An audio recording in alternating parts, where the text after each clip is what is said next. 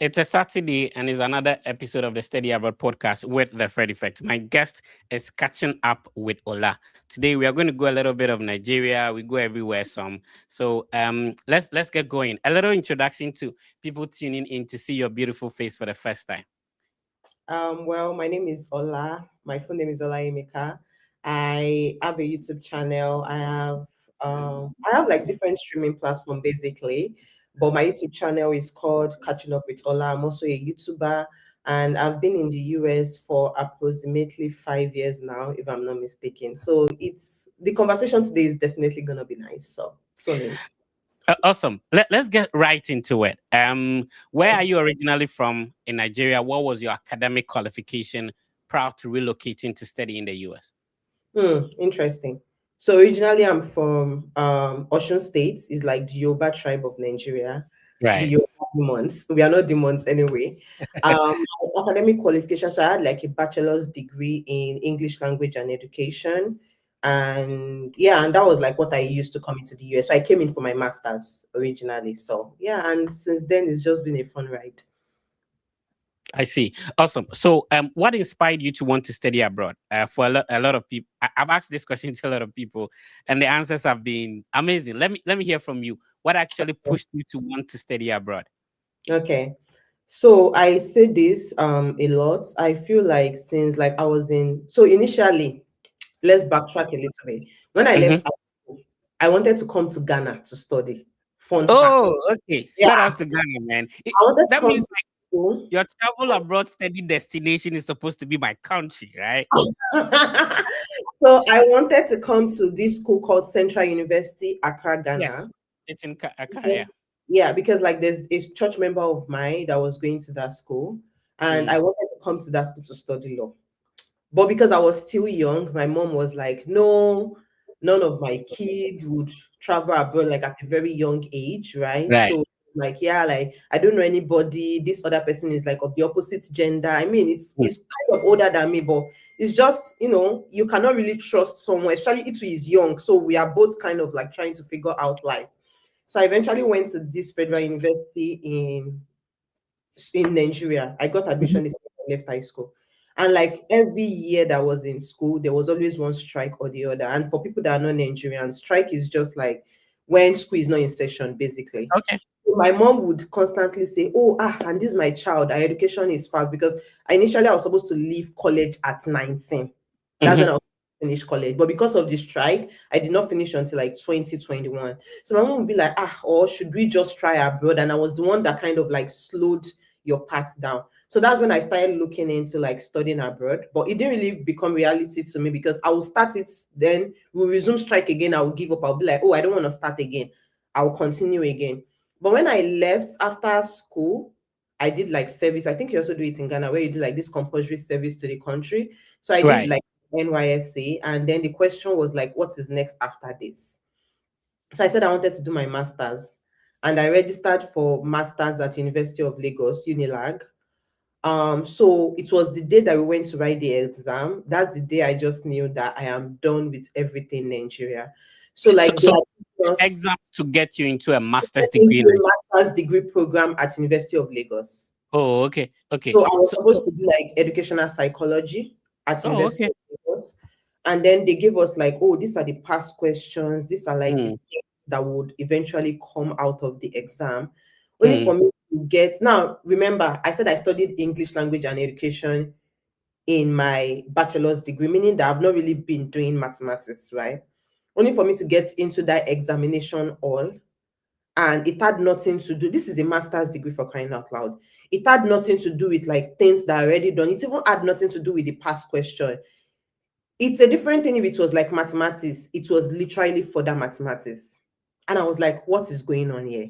But I mean, when I was in high school, I loved mathematics, so I just kind of like had to now imagine after how many years I had to like refresh my knowledge of, okay, this is what you can just pitch together to just just finish this exam and all. So after the exam, I was like very angry, and I was talking to people, and then they said that what had happened was that educational psychology did not set their own question on time. So they used the question for test and measurement. Now, test and measurement is mathematics heavy. So they were the one that set our question. And I was like, Uh, so I got home that day, like how you've been preparing for exam, and after exam you are supposed to rest. I got home that day, I'm like, enough is enough. I have to find a way to get this abroad thing right. And I started my school search that night. I was supposed to be sleeping. I started my school search that eventually I got into the Unilag because I initially thought I wasn't gonna, but obviously I passed. I used my knowledge of mathematics and I passed. But yeah, that was just like, I just feel like I needed to go through that experience to actually give me that push to actually leave the country. So yeah, that was it. And I like the fact that you had an experience trying to apply for masters. I don't have that experience of applying for masters home. So we are going to compare when you started working on the application to study in the US Mm-hmm, versus the application process of studying masters in Nigeria. Can you mm-hmm, tell us the difference? There was an exams. Obviously, in the US one, there is nothing like an exams to get in. So talk to me about the differences. Recommendation letters are required here. I want you to walk us through that when applying for masters in Nigeria at the time you were doing it, and mm-hmm. when you were applying for masters in the US, to a Nigerian, to somebody listening to us, what is the difference? So honestly, I would say that for the Nigerian one is like pretty much straightforward. You get the Mhm. form, I think you submit your transcripts or something, and then you just get the form, you write the entrance exam, and then with the entrance exam, you just have to pray, or you know somebody that knows somebody. I mean, as in Nigerian schools, you know somebody that knows somebody that can get you in, or you just pass. Like I feel like sometimes like when people really pass on merit, you don't even need to know someone because they always have like merit list and then they have like supplementary list. But I feel like that one is strictly straightforward compared to bachelor's degree where you have to write like the national exam. The only exam you are writing is for the particular school that you have selected. Although I know that for some schools are different because my sister applied for masters at University of Ibadan and they asked them for recommendation letter before even writing the exam. But for Unilag, I cannot remember them asking us for recommendation letter. We write the exam and then eventually we got the admission.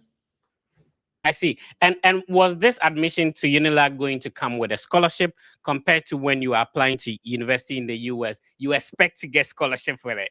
Which scholarship? Who wants to give you scholarship? I mean, so typically some people do work and study, but like as at that time, and that's why because I was living in Ibadan, that's why I wanted to do my master's in Unilag because I was already working in Lagos. So that's why I wanted to do my master's in Unilag. So the expectation is like once you are working, you're able to foot your bills. So it's not like anybody, I don't know if I feel like there would be, I know that some of my classmates were doing work and study, but I had job outside of campus, so there was no point because it was even already a lot. I even had to resign my job at a point when we had resumed because it was just a lot for me because I was a full-time student. I was also a full-time worker, so it was a lot for me. Yeah, but I How, did. how long did it take you from graduating from your bachelor's degree to starting your US application? So you mentioned that you had to do youth service. In Ghana, we call it the national service. So that Mm-hmm, means like that is for like a year. mm-hmm. But I want to know what was the time difference between graduating from your bachelor's and to starting the US applications? Okay. So, fun fact, I was supposed to leave college in 2016, but because of Mhm. this whole strike thing, we left in 2017. The Okay. school I went to at that time, it's a very good school. Like when I say, oh, I finished from OAU, people hail us, but I feel like there were a lot of nuances that were not just aligning, especially with my department, because there were a lot of people in my department. So normally when you leave school, as we left in that 2017, we are supposed to go for national service in 2017. They don't release result on time. They would not release result until 1 year later. So they didn't release our result on time. By the time NYSC was like shortlisting people, our result was not ready. So all the whole of 2017 to the beginning of 2018, I was at home. Like people even started asking me, like, do you have extra year? Because I was at home doing nothing. And then 2018, I went for service. 2019, I came back from service. I wrote my Unilag exam in July of 2019. And that was the time I started my abroad application. Okay, so it took like approximately 3 years. So, yeah, typically 3 years. Yeah. I see. All right. If you're just tuning in, I'm speaking with Catching Up with Ola. Mm. Ola has a YouTube channel which you have to subscribe to. I love it when people go through a process. They don't, keep things to themselves, and they want to share, let other people know that this is how I did it, and you can also do it. So Mhm, let's talk about your YouTube channel. We are going to talk about the universities you apply to, but let's talk about your YouTube channel. mhm. How can we subscribe? What value are we going to get if we subscribe to it? Okay. So I think there's no way I can talk about the value you get on my YouTube channel without saying what inspired me to actually start YouTube. So as at the time when I was applying, right, the only Nigerian I know that was doing study abroad, because I Can I obviously guess? watched Can video. I guess this person? Guess, I know I you was will I, know. I was watching her video recently. She made a video about green card stuff like Yeah, that. that's the person. That's the Yes, person. yes. That's the I person. mean, we have to give shout outs to her, and I can easily show her YouTube channel. What's her name? For people who don't Aladi, know her. Okay. Aladi A. No. I A don't know why L I A call her D Olade I. all the time. No, I. No, I, not D. Okay. I. Okay, yeah. See her. A K. No, A K. Yeah, you see All her right. there. Let's see. Okay, that's So her. I think this lady is like a legend in the study abroad space, Yup. right? Yeah, Yup. she actually paved the way. If you For talk a to lot of many us. Yeah. Yes. If you talk to a lot of people who are studying in the US, maybe she sort of took a gap year sometime, but she's somebody who actually pioneered this whole study abroad videos and stuff like Yep. that. And so if you Yep. go to her channel, she has like a lot of videos. Imagine 155 videos. She has really paid her dues. Mhm. I'm surprised she still have 29,000 subscribers, but I this is a think, lady who has yeah, on and off. I think that is part of it. Yes, this is a lady who has really put in the work.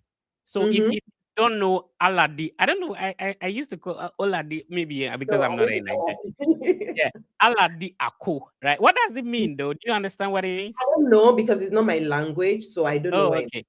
Okay, Yeah. so shout outs to Aladi. I have been trying to link up with her to get her on the podcast, but she's somebody who pioneered this whole study abroad thing. She Mm-hmm. came and she started telling us about how. So if you talk to a lot of people who have the opportunity to study abroad, they will tell you this is a lady that they watch Yep. her videos. So if you've not subscribed to her channel, this is an opportunity for you to do so. Go to Mm-hmm. YouTube, search for ALADI and then AKOH and then subscribe to her channel. She recently made a video about her green card story, stuff like that. She's that open flow and stuff like that. Please Yeah. subscribe to. Now, thanks to Aladi for inspiring you. Let's go back to you. So anyway, so yeah, like at that time, like the only Nigerian I saw was like Aladi Ako. But like the difference was that Aladi was majorly talking for people in this STEM. And remember, like I was here from the scratch. I do not have anybody to help me, like, oh, this is what you should do, this is what you should do. I was literally just trying to answer questions for my art. So I just typed on Google, they bought our YouTube channel, like people that are studying abroad. And I was like, okay, I was trying to follow a thing word for word, but like I'm like, she's a science student. I mean, the US majorly favors STEM students, right? And I know I'm a non-STEM student. So why I was able to like gain some things from her, I also had to like figure things out by myself. So from that, I had to ask myself, like, this is someone that does STEM. I mean, I got admission, I got numerous admission after I came here. I've doing it by myself. It took me a lot of time, but I was eventually able to figure it out. So I decided that okay, let me let people that are non-STEM know that there is also something for them in the US. And since then, I don't even want to count the number of people that have come to the US through just simple obedience of like just sharing my life and sharing my story with people. There's been like a lot of success stories. So Awesome. And that's a huge impact, when and mostly for some people it's just like a lot of people are messaging me to talk about the same thing. Like, and mhm, so why don't I put it in a video form so that everybody can benefit from what I've been sharing? mhm. And great. So if you've not subscribed to the channel, it's called Catching Up with Ola. That's a great brand name. The brand is catchy and all that. So catching up, CATHING. If you're watching us on TikTok, up with Ola. So Ola is OLA. Please subscribe. We are about 22,000, over 22,000 family members. Be part of it. She shares her journey and experiences and all that. So now let's come to the value. If I subscribe to Catching Up with Ola, what value am I getting? Oh, I tell people that you get value, but you also, the first thing is that you need to be serious, because I feel like a lot of people, even after all this information is out there, they are waiting for someone to literally spoon feed them. And Right. I didn't even have that. Like when I was starting, I didn't even have a lot of. There are a lot of people right now on YouTube that are talking about these things. So if you are willing to be serious, there are a lot of Mhm. value. I talk about how you can study in the US without writing any exam, because that is exactly what I did. I talk about how you can find scholarship. I talk about how you can request for application fee waiver. I think I've also made a thing about job, how I got my job in the US, because I've been working for about 3 years now. I got job in the US. So it's not just for people that are outside of the country. It is also for international students in the US. Sometimes I talk about like challenges I'm facing, and I ask people to also share their challenges, just because I feel like when we are going through a challenge, we feel like we are the only one, but there are numerous of people that are going through that challenge. It just needs the courage of one person to come out to say, this is what I'm going through. So there are a lot of gem packed on my channel, and I'm definitely sure, of course, I have like 239 videos, so definitely there's a lot of value, there's a lot for you to gain. I also talk about visa interview, like I talk about people that went for their first interview that got denied, how they were able to change their story and go for their next interview. So it's a lot of things packed on my channel. So And I like this aspect. Normally, we put out all this information, but sometimes somebody wants their documents to be reviewed. Somebody wants a one-on-one, conversation with you. I like the fact that you've also provided avenue for people to get in touch, yeah. because not everybody's story is the same. So, like, you were talking about Aladi talking about STEM. If there was an opportunity for you to talk to her directly and say, Mm-hmm. "Oh, this is my case. How do we go about it?" And so I like the Mm-hmm. fact that you have an option for people to get in touch directly with you. Let's talk about that. If I want to talk to Aladi, I want to talk to Ola Hola. directly, directly, and for you to help me with anything, do you have an option for that? How do I Yes. get to enjoy that as well? So once you go to my YouTube channel, you click on like something that shows like other link. I have like Mhm. TikTok, I have like Telegram, personal consultation. So you can click on personal consultation, and then Right. I'll just up on a call with you. We talk about like your challenges and like what you want me to help you with. So All right. basically that's what that is all about. For people that are kind of, because I know some people, maybe because they've tried it before and it didn't work for them, they would Mhm. rather allow somebody to hold their ends while they Mhm. are in it. So that's what the personal consultation is all about. All right, But like, let's walk people through one after the other. This is very important. This aspect is very important because I don't. For me, I believe that if some of us who have had opportunity to go through this process claim to be busy, we put out the content or the information, and we mhm, think we are busy, and so when people reach out, we are not responding or stuff like that. Then it means if somebody who doesn't know how the process works goes ahead and scam people, then we are to be blamed. If we mhm, are not willing to, we who know the process, have been you're not through willing it, to help. are not willing to hold people's hands, we have no business say complaining when people are scamming people. You Mhm, understand? Good. So let's go through. So if you go to catching up with Ola, you Google that, you put that on YouTube. This is the beautiful platform you see. And then there is a place where you click on more, and then it takes you to the personal consultation. Now, when you click on the personal consultation, this is what you're going to see. You see a Calendly link, and there are a lot of dates available where you can click on any of those dates. If you want a Saturday, Monday, Tuesday, whatever, click on those dates, select a date and a time that works for you, and you have an opportunity to talk with Ola directly. All right. mhm, I really appreciate you for making that available for people to talk to you directly. If you are just tuning in, I've been speaking with Ola. She came all the way from Nigeria. And we will talk about the recent visa ban on Nigeria. Are there options for them? Stuff like mhm, that, all coming up. This is the biggest study abroad content platform. It's called the Fred Effect podcast. So we are the whole idea for this study abroad podcast is simple. People have been through the process. People are already studying in the universities you want to study in. People have the scholarships you want to apply to.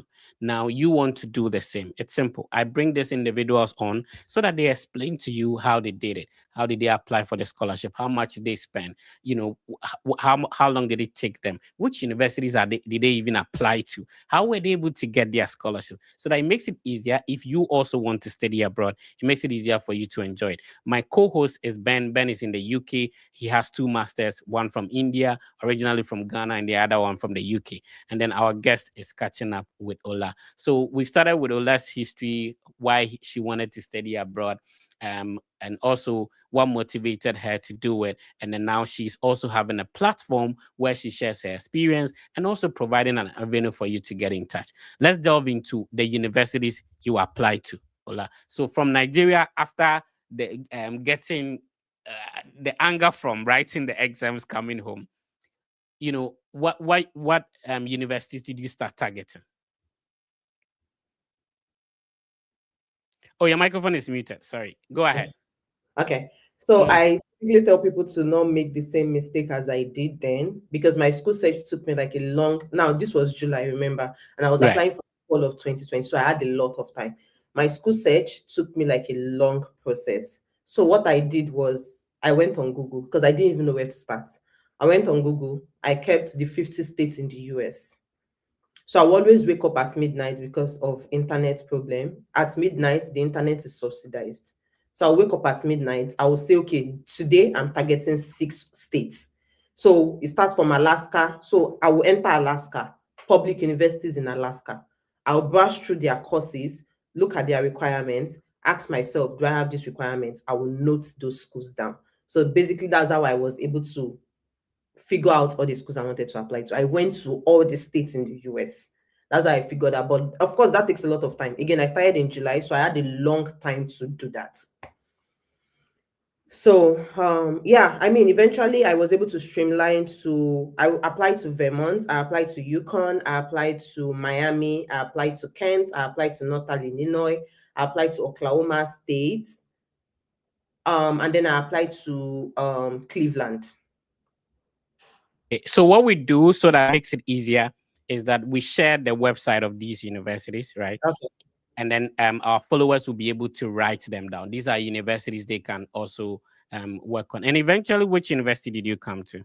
I went to Miami University. So people confuse. So and I've had opportunity to be on the campus of Miami University a couple of times. Mhm. Talk to what's the difference between Miami University and University of Miami? Because in Africa, if you talk about Miami, we know it's in Florida, right? Mhm. And your university is in a different state. Talk to us about it. Mhm. So Miami University is the original Miami. That's what I tell people. No, the reason is because we became Miami University before Miami, Florida was even created. We were Oh, the ones okay. that took the land of the Miamian people, and I see.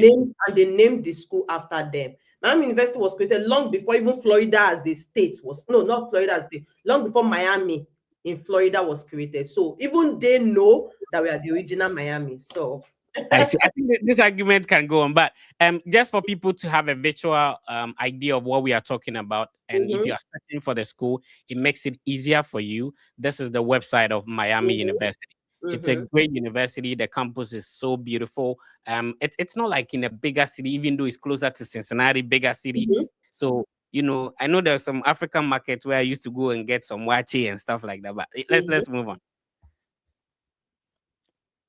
Yeah, let's talk about Miami University and why you decided to choose this university. Okay. So I got my admission in 2020, right? And Right. COVID happened. And everybody was like busy with COVID, all of this. I was Mm. also worried about will I be able to keep my assistantship because I did not come until 2021 because I had to defer my admission. But I think my Okay. admission stood out to me in the way that they were caring for me. Like Hmm. even though I already made my intentions known that, oh, I would not be a part of this, right? Okay. Also with Miami, right? By the year before, because I did interview before I got my assistantship. Hmm. The interview was in like before COVID started. Now people have Okay. not really embraced virtual formats. I feel like with the schools, I had to like be explaining to myself that I couldn't be there because most of them had never had like international students from Africa.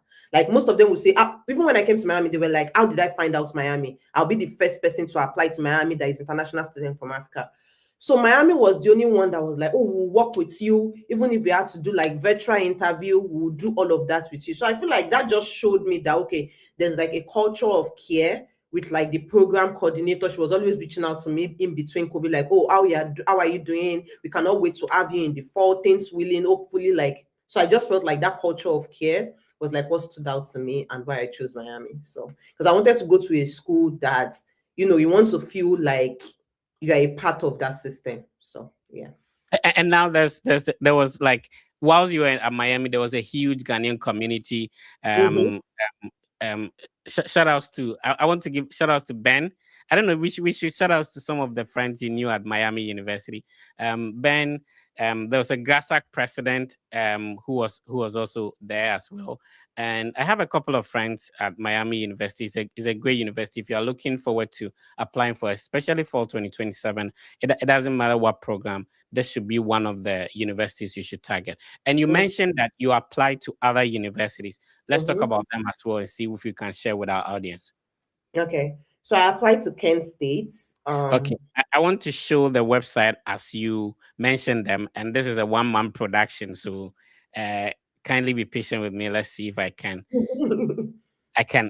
share them to our viewers. Okay, I don't know why I can't access the website of Kent State, but let me see if it is going to work here. Kent State University. Mm-hmm. And was this the same program throughout? Yeah, so I applied to the same program. The only place that I applied to a different program was Cleveland State University. And Oh, also okay. that was the old school that rejected me. Right. So this is Kent State University, and obviously Miami. Why the choice for only Ohio University? Because Miami is in Ohio, Kent State is in Ohio. I also applied to other schools outside of Ohio as well. I applied to Vermont. I applied to Connecticut. Okay. So All I right. feel like those two schools were just in Ohio, but I applied to other schools outside of Ohio as well. I see. I like the way the universities are arranged in Ohio. So if you go to the south where Miami University is, you have Miami University, University of Cincinnati, University of Akron, Mm-hmm. University of Dayton, Mm-hmm. um, Wright State University, Mm-hmm. all within that same range. If you go to the Yeah. middle, southeast, you have Ohio University. If you go Mm-hmm. to the middle, you have University of Columbus University of Ohio State University in Columbus, and other universities. And the northern part, that is where Cleveland is. So this is the website of Kent State University. Remember, we already showed Miami University, and you said you applied to Cleveland State, right? I applied to Cleveland State. Oh yeah, that's also why I applied to Cleveland State. Cleveland State Okay. was the first one I applied to, Oh, I actually. see. Um, Cleveland State, they have a cheaper in terms of the application fee. So Cleveland State is at the northern, even though Kent State is at the northern part. Cleveland and Cleveland, Kent what Cleveland and Kent, they are closer to each other. exactly? So it's like 45 minutes drive from. I used to ride my bicycle from Kent State to like University of Akron, which is closer. Oh To wait, go did and you go get. to Kent? No, but I used to stay there around that Oh, that area. Yeah. So okay. Kent State to Akron is like a couple of minutes drive. So you can even ride bicycle to that place as well. All right. So Cleveland State is located at the northern part, and that's where um there's other universities over there as well. Youngstown State University is also closer and all that. And then you said University of Connecticut, right? Mm-hmm. Okay. Let me see if I can get that as well. Connecticut. Yukon is one of the biggest schools that in terms of the education field as well. So Yeah. let me share this. Okay, so Yukon is located in the state of Connecticut. So University of Connecticut, Mm-hmm. it's located in a city called Stores. Mm-hmm. That's where their major campus is. Okay, which other university that we can share? Oklahoma State. Okay. Okay. Is it the one at Stillwaters? Yeah. Okay. So Oklahoma State University. Um, let me see if I can show the screen. I love their colors. So beautiful. It just looks Oh, like orange. Yeah. yeah, yeah. So this is Oklahoma State University. So these are Mm-hmm. if you are listening to us, just be writing them down. They are when you are back home. I think that if you do a Google search of universities in the US, what you get is very different from when you are in the US and searching for the same schools. Mm-hmm. Like if you type the same thing in Google, so if you're watching us in northern Ghana and you type universities in the US, those universities you're going to get are probably going to be the ones that are not going to admit you. There are some universities you never see them based on where you're searching. So this helps you. Okay, are there any other schools we have to share as well? Um, Northern Illinois. Northern Illinois. Okay. Mhm. NIU. This is a good school. Like, how come you were able to identify these schools at that time? I told you that I searched all the states. That's how And what were you using to select the schools? Is it the program you were looking for? I was looking at the program, I was looking at the requirement because I didn't want to write any exam. And this was before COVID. Before COVID, majority of them were asking for exams. So the ones I applied to were the ones that said, don't write GRE. Yeah, I feel like your choice of schools were awesome. Yeah. Yeah. Northern Illinois University is located in DeKalb. That is in Illinois. If you don't Yeah. know Illinois, Chicago will make it, you know, that's the where Chicago is located. So I Mhm. think Northern Illinois University is located in a city called DeKalb. In closer to DeKalb, there is a community college there as well. It's a great university. You can also check out. All right. Mhm. Any other university? I applied to Vermont, University of Vermont. Okay. Okay. University of Vermont. University of Vermont. It's not a very popular state, especially among Africans, right? Mm-hmm. So Vermont, so UVM, this is the website of University of Vermont. You can add it to your list. So as we are showing them, and I want to show them because sometimes when people Google it, they see different things, and Mm-hmm. it makes it easier for you to locate the website. And Yeah. so you finally settled for Miami University, and Mm-hmm. that's what brought you in. If you were Mm-hmm. supposed to start your whole process again, now knowing being the study abroad guru you are now, what would Mm-hmm. you do differently? Okay. I think that the first thing would be to believe in myself because Right. it was at that time when I wanted to apply, like there were some schools that I didn't want to apply to. Shout out to my friend Christiana. She was one that Mhm, was pushing me. She was like, like it's better for you to apply and not get in than for you mhm. to not apply at all. Because as at that time, Vermont had just 4 people in their cohort. And I'm like, me, international student from Nigeria, how will I make this 4 cohorts? Miami also had like 8 people in their cohort. I'm like, because of the class size in Nigeria. I'm like, this class size is so small for me to think that we're getting into a cohort of 8. So the first thing would be Right. definitely believe in myself, believe in my abilities.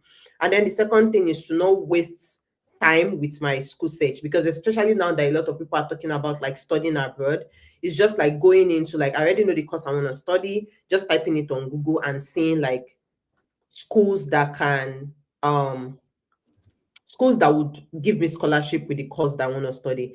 And then the Right. third thing is to stop wasting my time because I feel like when I first started, especially with Cleveland that I mentioned, Mhm. I wanted to test that I could get admission into a US university, right? The course that I wanted to do at Cleveland, I necessarily wasn't interested in it. Second thing, Cleveland did not ask me for statement of purpose. They Oh, only okay. me, they only asked me for my transcripts and asked me for my resume. And I feel like my statement of purpose was like the strongest part of my application because it allowed me explain why I'm switching from English language and education to higher education, right? So that I submitted probably on a Monday. And then by Wednesday, they rejected me. I applied to that school twice. And that kind of like weighed me down. But again, if I'm applying again, there's no point in saying, oh, I just want to get admission, I just want to test my ability when it's not really going to lead into anything because it's not like they were even going to offer me scholarship or anything. I just wanted to test to see that I could get in. But yeah, I mean, at the end of the day, the rest is history. I don't think I would necessarily change much because I feel like my approach was successful, but it's just like just cutting down on like these unnecessary things that I was doing just to prove to myself. All right, we'll come back. We'll talk about the scholarships, the visa process, and all that. If you are just tuning in, we've been speaking with Catching Up Ola with Ola. Ola has a YouTube channel which is called Catching Up with Ola. She shares her experience, and you can get a lot of value. She also provide an avenue if you want to get in touch with her. And then Ola, you have a master class coming up. We'll also talk about that as well. Mhm. All right. So there are different segments of the program. On the program, we have a segment called the University of the Week. So normally we do University of the Week in the US, University of the Week in the UK, and the University of the Week in Canada. And then we have some application fee waivers that we'll be sharing as well. Remember, if you comment, you share, you like, you automatically join the draw. And at the end of the section, we'll be selecting one person who Ola would assist. Hopefully, we can talk about that to go through the process. So now let's start with Ben presenting to us the University of the Week. Oh, okay. So Fred, thank you for the privilege. I want to send a warm greetings to all our audience today. Um, UK is fine at the moment. We've not heard good news, bad news, especially where I am. So, our regards to all of you, or we wish one day you can join us in the UK, not only in the US. All right. So today I want to talk about one school I really love. Not because I'm in Derby, but it's one of the schools that if you aim to study in the UK, you can make it one of your options. And the name of that university is Derby University. So one thing that you have to always understand is that the UK is very big. I think it's about 4 nations coming together to form the United Kingdom. And I think this is what most people may not be aware. So if you're applying to the UK schools, you have to know where exactly the school is located. Is it in England? Is it in Wales? Is it in Northern Ireland? Okay, because it's 4 countries that come together to form the United Kingdom, and then the last one is Scotland. So you have to have an idea of the country that falls within the UK, the living condition, and you are good to go. So having said that, let me quickly move to Derby University. And this is the reason why I want to talk about Derby University. Okay, let me.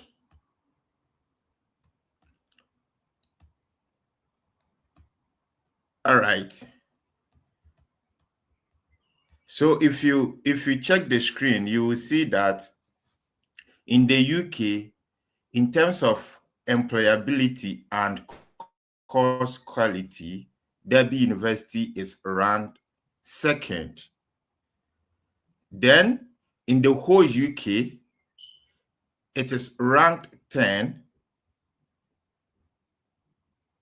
And then in terms of accommodation, like if you're a student, you want to come to um, Derby University, you don't have to worry about accommodation because in terms of accommodation, it is ranked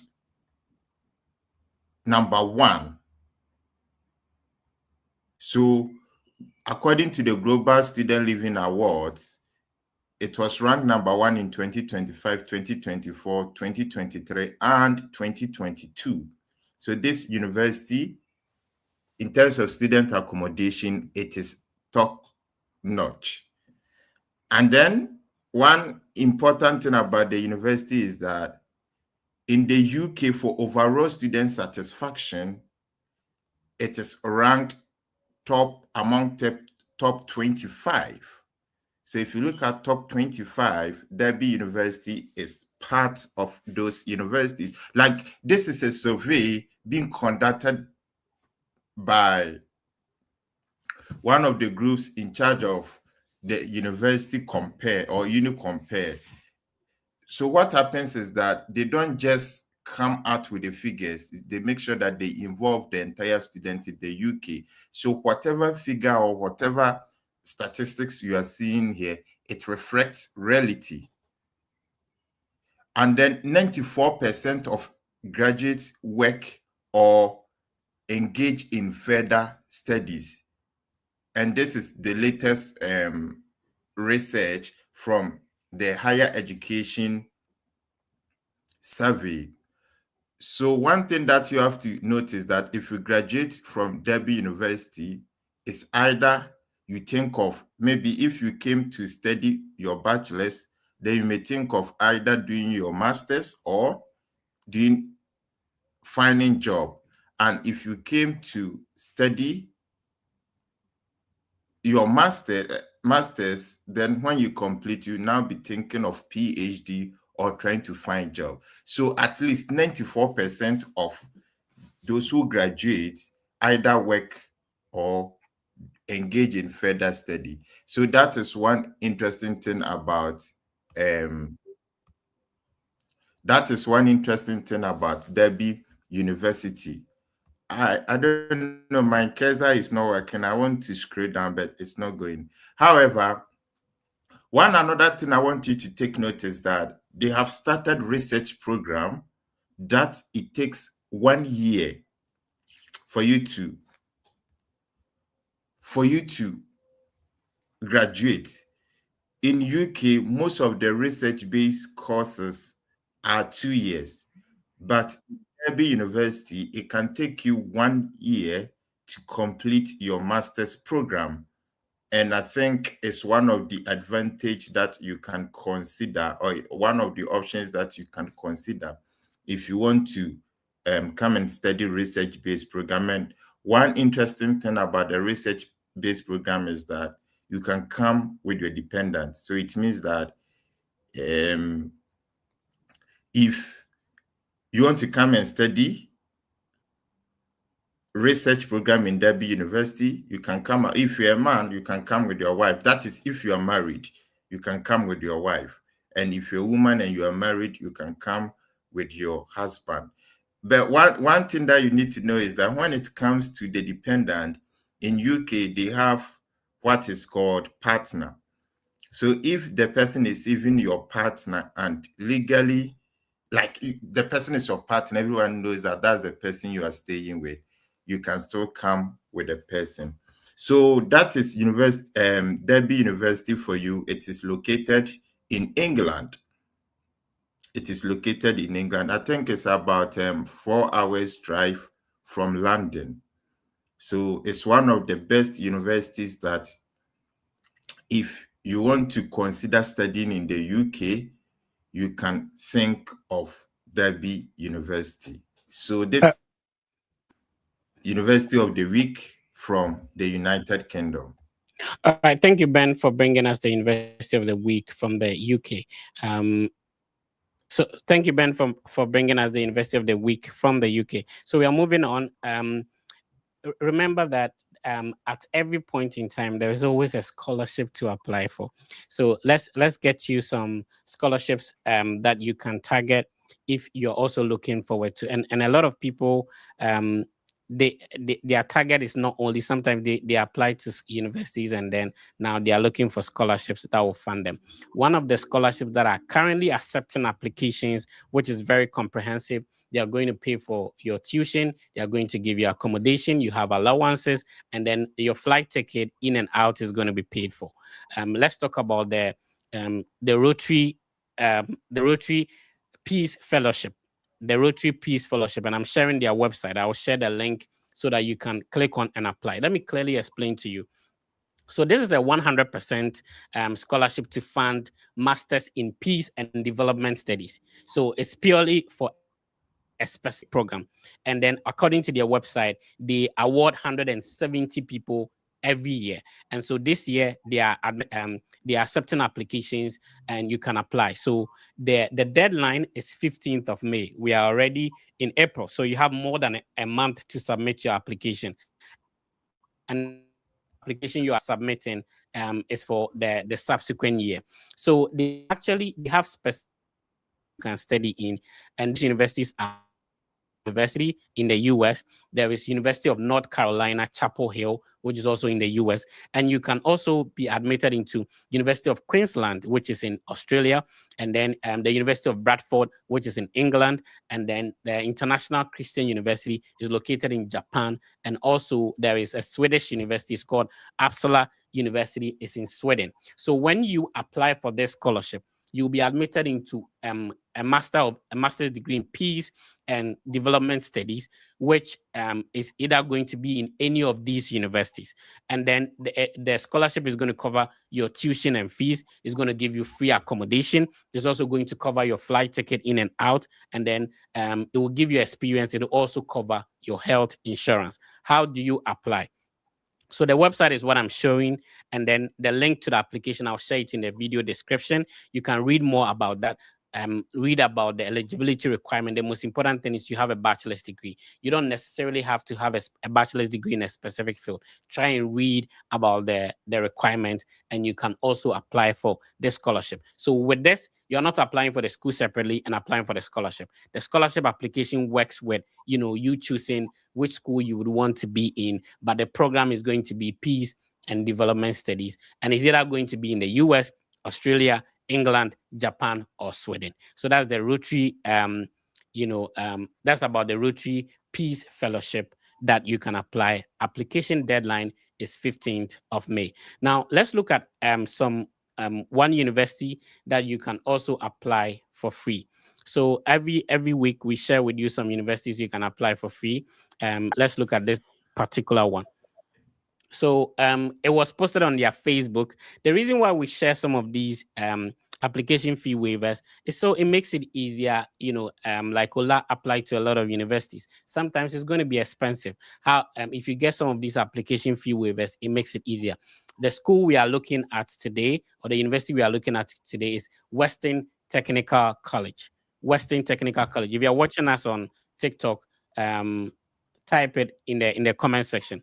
Western Technical College. So Western Technical College is located in Wisconsin in the USA, and they are waiving the application fee throughout the month of April. Remember, in the month of March, we gave you some of the universities in Georgia that were waiving application fee. In the month of April, the whole month of April, Western Technical College is waiving the application fee. And this was directly posted on their Facebook platform. So that's why we encourage you to follow the social media platforms of these universities, because they share a lot of ideas. They mention a scholarship in there. Check out the programs that you're interested in so that you can apply to Western Technical College for free. We are going back to our interview, and Ben is going to continue with Ola. So Ben, let's take it from there.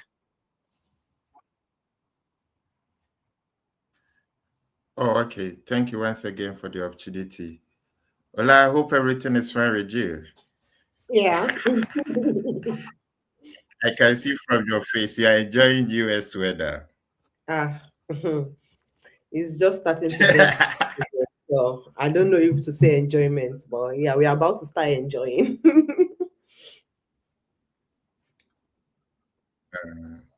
Okay, so right from your conversation with Fred, I understood that almost all the universities that you apply to, it's more like almost the same program.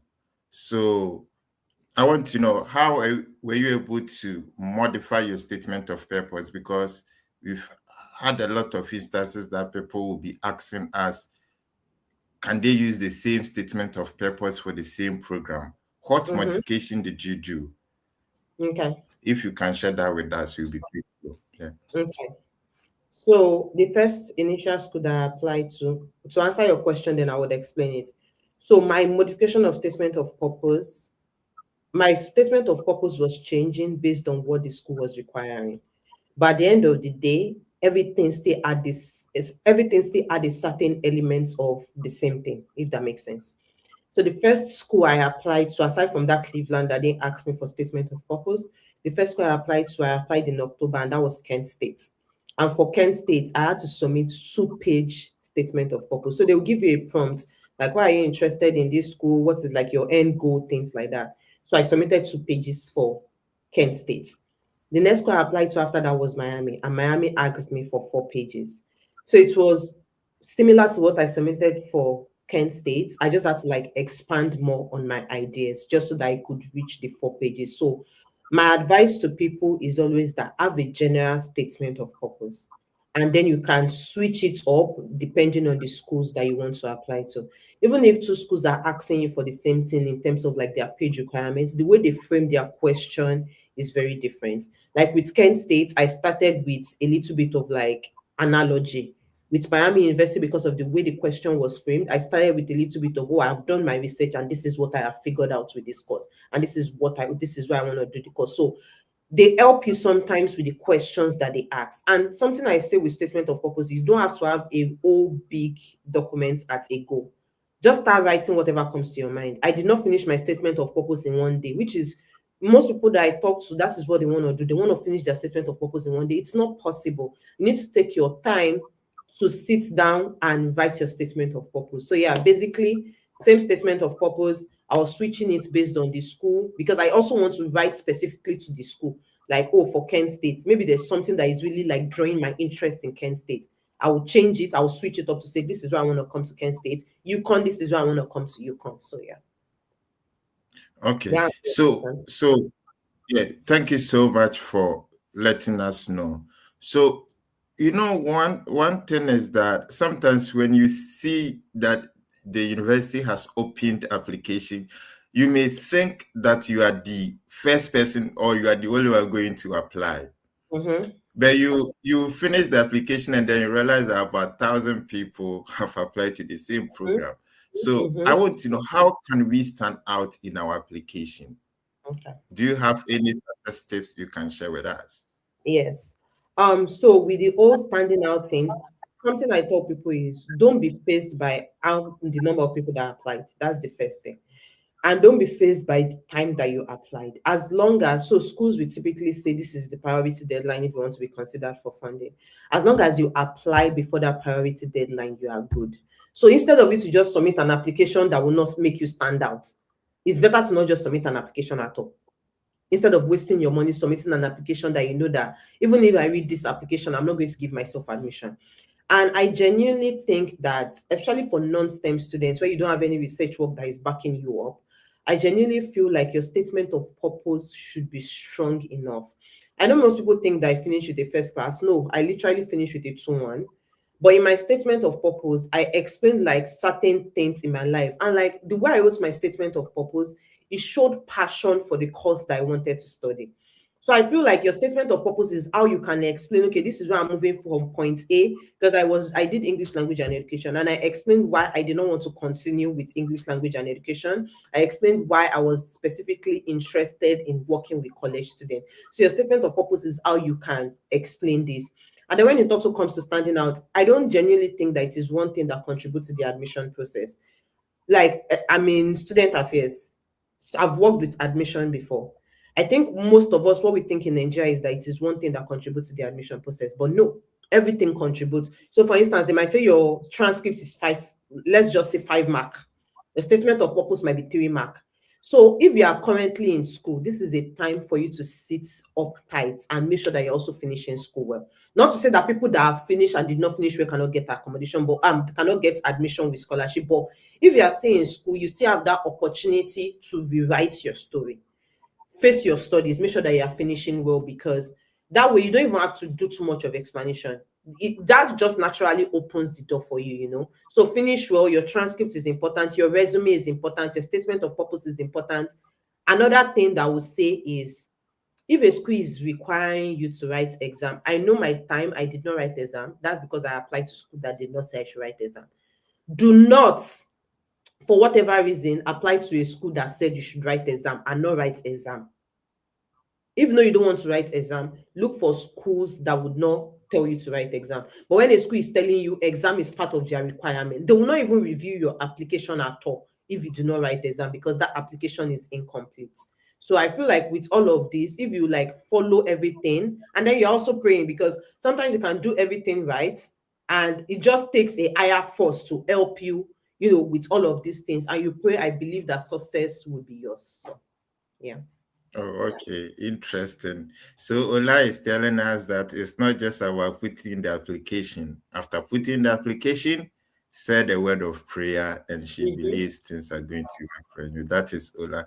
Thank you so much. And then I want to hit on one more thing prior to your conversation with Fred. Then we move on to the other stuffs. You Okay. you said that you were checking the schools, those that you were able to meet the requirements and those that you couldn't. Mhm. So I want to know, how long did it take you for you to do your research, and then how long did it take you for you to apply? Or like, now that like probably a school is waiving its application, the Mhm. possibility that some of us may take advantage is very high. So Mhm. if you can help us to understand these dynamics, and maybe Okay. in future is going to also help us. Yeah. Yeah. So again, I tell people do not use my method for searching for schools. That was a long time ago. This was 2019. Now we're in 2026. There are a lot of people, there are a lot of resources now that will say this school is offering fully funded scholarship for this. At that time, I did not have any of this. That's why mine took time. So I started my school search in July. After I came back from my exam in July, I started my school search. The first school I applied to was in October. So July, August, September, I applied. The first school I applied to was in October. And even after I applied to that school in October, which was Kent State, and I applied because they were doing their international student application fee waiver. They don't do it anymore, but then they were doing application fee waiver. So I'm like, I need to stop my school search and focus all my resources on making sure that I am fulfilling this application. After I finished applying to Kent State in October, I continued my school search.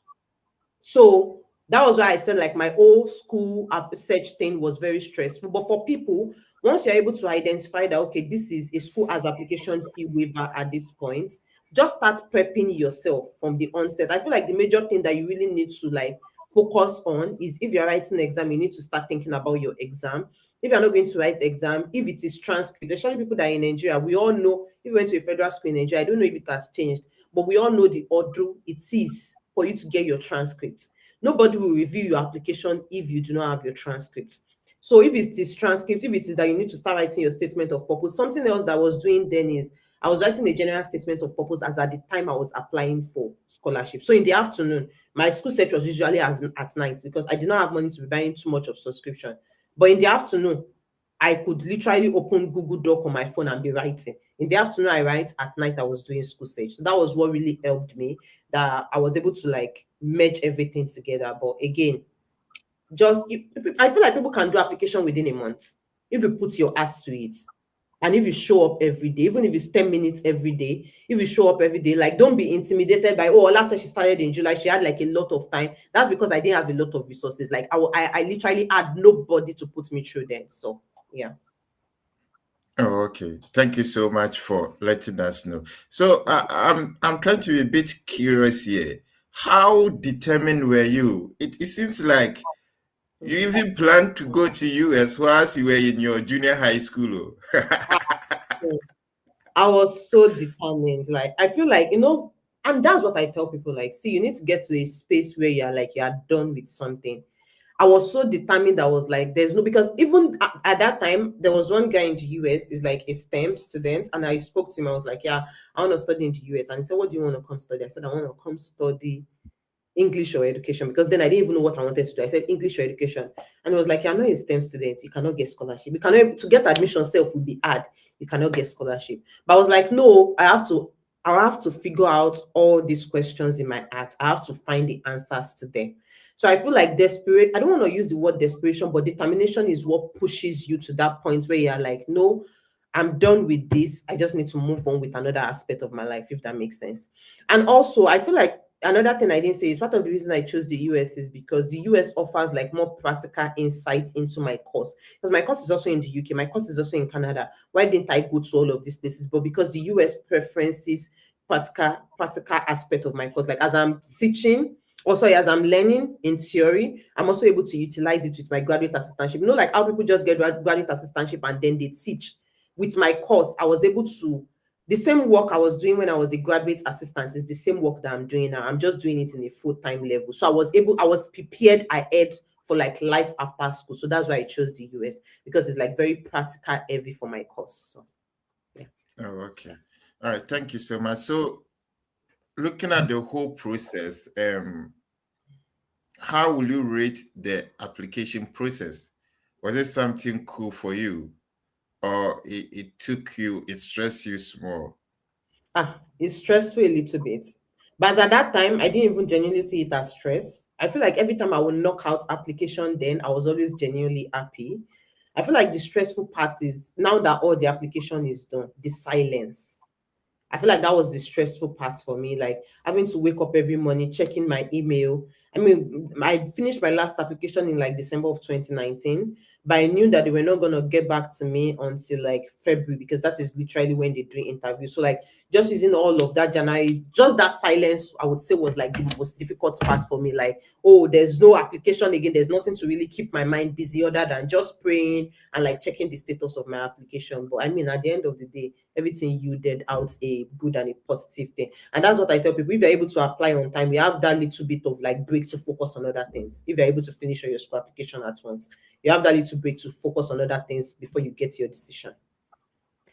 I like the fact that you mentioned I like the fact that you mentioned that you spoke with somebody who said you will not be able to get scholarship in the field you are looking at. And this goes to everyone listening. You know, sometimes you talk to some individuals because your journey or your experience, what you studied is different from what they study. They might not have ideas on Mm-hmm. how you go about yours. So somebody is into STEM, maybe engineering, stuff like that. The Mm-hmm. process involved in working on those applications sometimes are a little bit. So if you say I have a political science background, the person may not necessarily understand or have ideas on how to go about, and that's Mm-hmm. why Ola and the Fred effect are there. And this goes to our brothers and sisters. If you study abroad, it doesn't mean you know about studying abroad. Mm-hmm. There are some people who have decided to dedicate their time and life to study this process, right? And Mm-hmm. be able to guide people. So if somebody comes to you and you feel like you're too busy or the person's qualification is not the same way as yours, tell them go and talk to Ola. Go and check Ola's YouTube channel. Go and check the Fred Effect YouTube channel. Refer people to where you are not good at. It's as Mm-hmm. simple as that. And if Mm-hmm. you are someone who want to study abroad, you speak with a friend, a brother, they can only share with you the processes that they use. Sometimes people even forget it. And so not everybody who is studying abroad knows about studying abroad. So refer people who have dedicated their time and life to do this, right? It makes it easier. All right. We are still talking. Into what you said, because like when I got to Miami, people were asking me, oh, like, oh, so what exam did you write? I said I did not write any exam. A majority of them were looking at me like it was strange. They were like, okay, even if you didn't write GRE, you didn't write test of English proficiency. I said no. They were like, why? I said because they waived this exam for Nigerians, and I had to show them. And these people were already in the US, probably for 3 years in the US. And they were like, they never knew, like, when they want to study abroad, the first thing people tell them is go and write exam first before you start applying. I'm like, no, I'm not going to write any exam. So I looked at it to make sure that it was being waived for Nigerians before I even put my feet into it, So And there are some family members probably they came through to the US on a different category of visa. They have no idea how the student process works. When other family members talk to them, and then they are like, "Oh, it doesn't work that way." Some people they pay school fees for their kids here, so they don't understand why.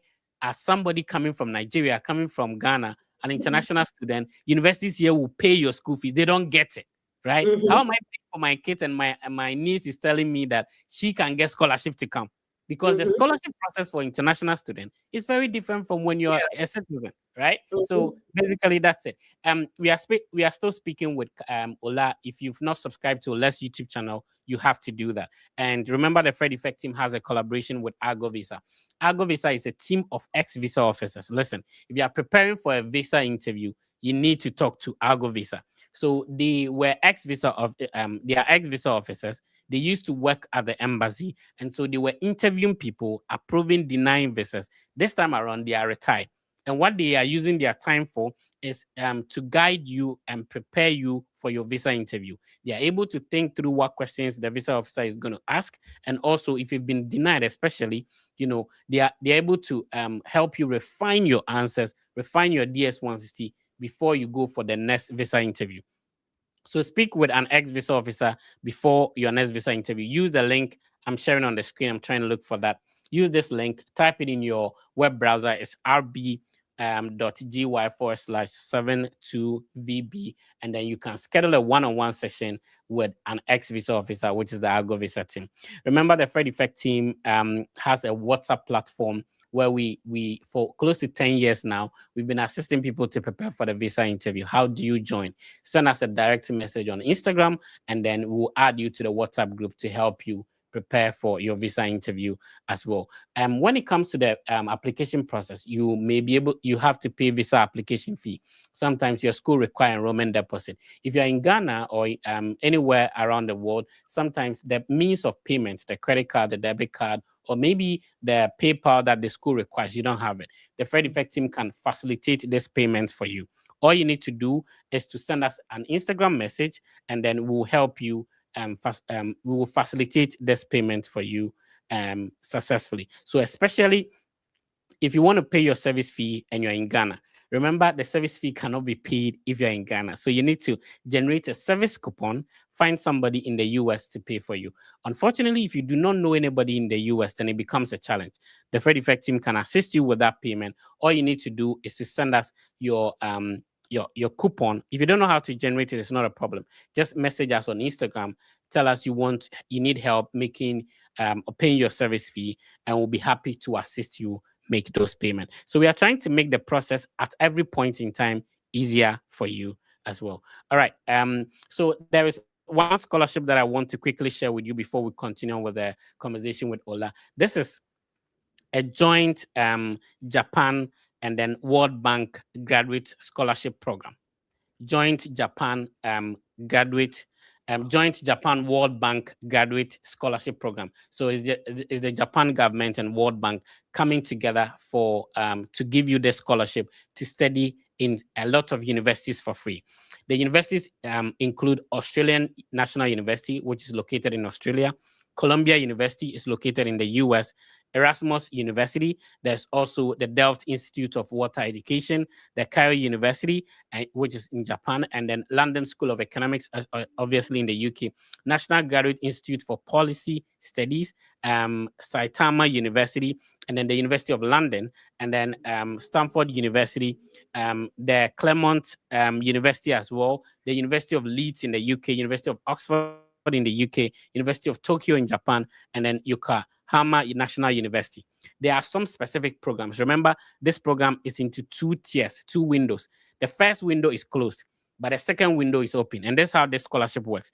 Remember, this scholarship will pay for your tuition. It will cover everything, accommodation, flight ticket, and everything. Now, you need to, first of all, gain admission into any of these programs. So there's a Master of Climate Change program in the Australian National University. There's a Master of Environmental and Resource Economics in Australian University. There's a Master of Environmental Management and Development in the same university. And there's a Master of Public Policy. I did public administration, so public policy, great program. There's also Master of Public Administration. So each university, you need to first of all apply to the school, get admission. When you finish, then you use your admission letter to come and apply for the Joint Japan World Bank Graduate Scholarship Program. So the application is open from now, March to May 29th. So what it means is that you can find out about the program you want to apply to in Australian University, for example. Apply to the Master of Climate Change, the Master of Environmental and Resource Economics, the Master of Environmental Management and Development, or the Master of Public Policy Program. After you get the admission letter, there will be no scholarship. Then you come and apply for this scholarship program that will take care of everything. And there are a lot of universities, there are a lot of countries. It's not there's US, there's UK, there's Japan, Australia. There's a lot of, so you have to find out the specific program, apply for that program, get admission, then you apply for the Joint Japan World Bank Graduate Scholarship Program, which the first window is closed. So the first window was last month. Now the second window is from March 30th to May 29th. So you have like 2 months, more than 2 months to apply to the school, and now come and apply for the scholarship as well. All right, so we're moving on. But let's continue with the interview with Ola when she's ready. I'm ready. All right. Okay. So, you know, when we did your poster, the headline was very catchy, 6 scholarships. Have we talked about it already? The way it is for my program is that you submit your application, and then the program coordinator will reach out to you, and they will like schedule an interview with you to kind of like hear like, oh, do you have passion for this course, things like that. And then once they have that conversation with you, they let you know if you are going to be moving forward with the application process. So as at that time, some schools were not even gonna, I know some schools that would not admit you if you did not have scholarship. Because again, I know Kent then, but I think the process has changed now. But then Kent will not admit you if you do not have scholarship. And I think part of it is exactly with the practical thing that I said, like they need you to be able to like apply your theory in class, the theory that you're learning in class, they need you to be able to apply it straight out so that you learn, right? So I mean, after my last application was like in December. In January, some of them started reaching out to me. I did like interview with faculty, which was Zoom, because I told them like, oh, I'm in Nigeria, I'm not in the US. And then we did like a Zoom interview, and then February was majorly when I had like assistantship interview. Like I was just moving from one school to another. Like sometimes I even had like two school interview in one day, and it was February was like a total mess because it was just like from one interview jumping from one interview to the other. But at the end of the day, it was successful. And I think part of what I think that they noticed is like the passion in which I was talking, because even though I didn't really like understand the educational system in the US at that time, I did my own research. I understood what each of these assistantship offices were requiring from me. I might not understand it in depth because, again, the only type of educational system that I'm used to is Nigeria. And that's what I tell people, like, they don't need you to understand it in depth. That is when you come here, you understand things more. The only thing that they need is you've done your research, you have a willingness to learn, and then you have transferable skills.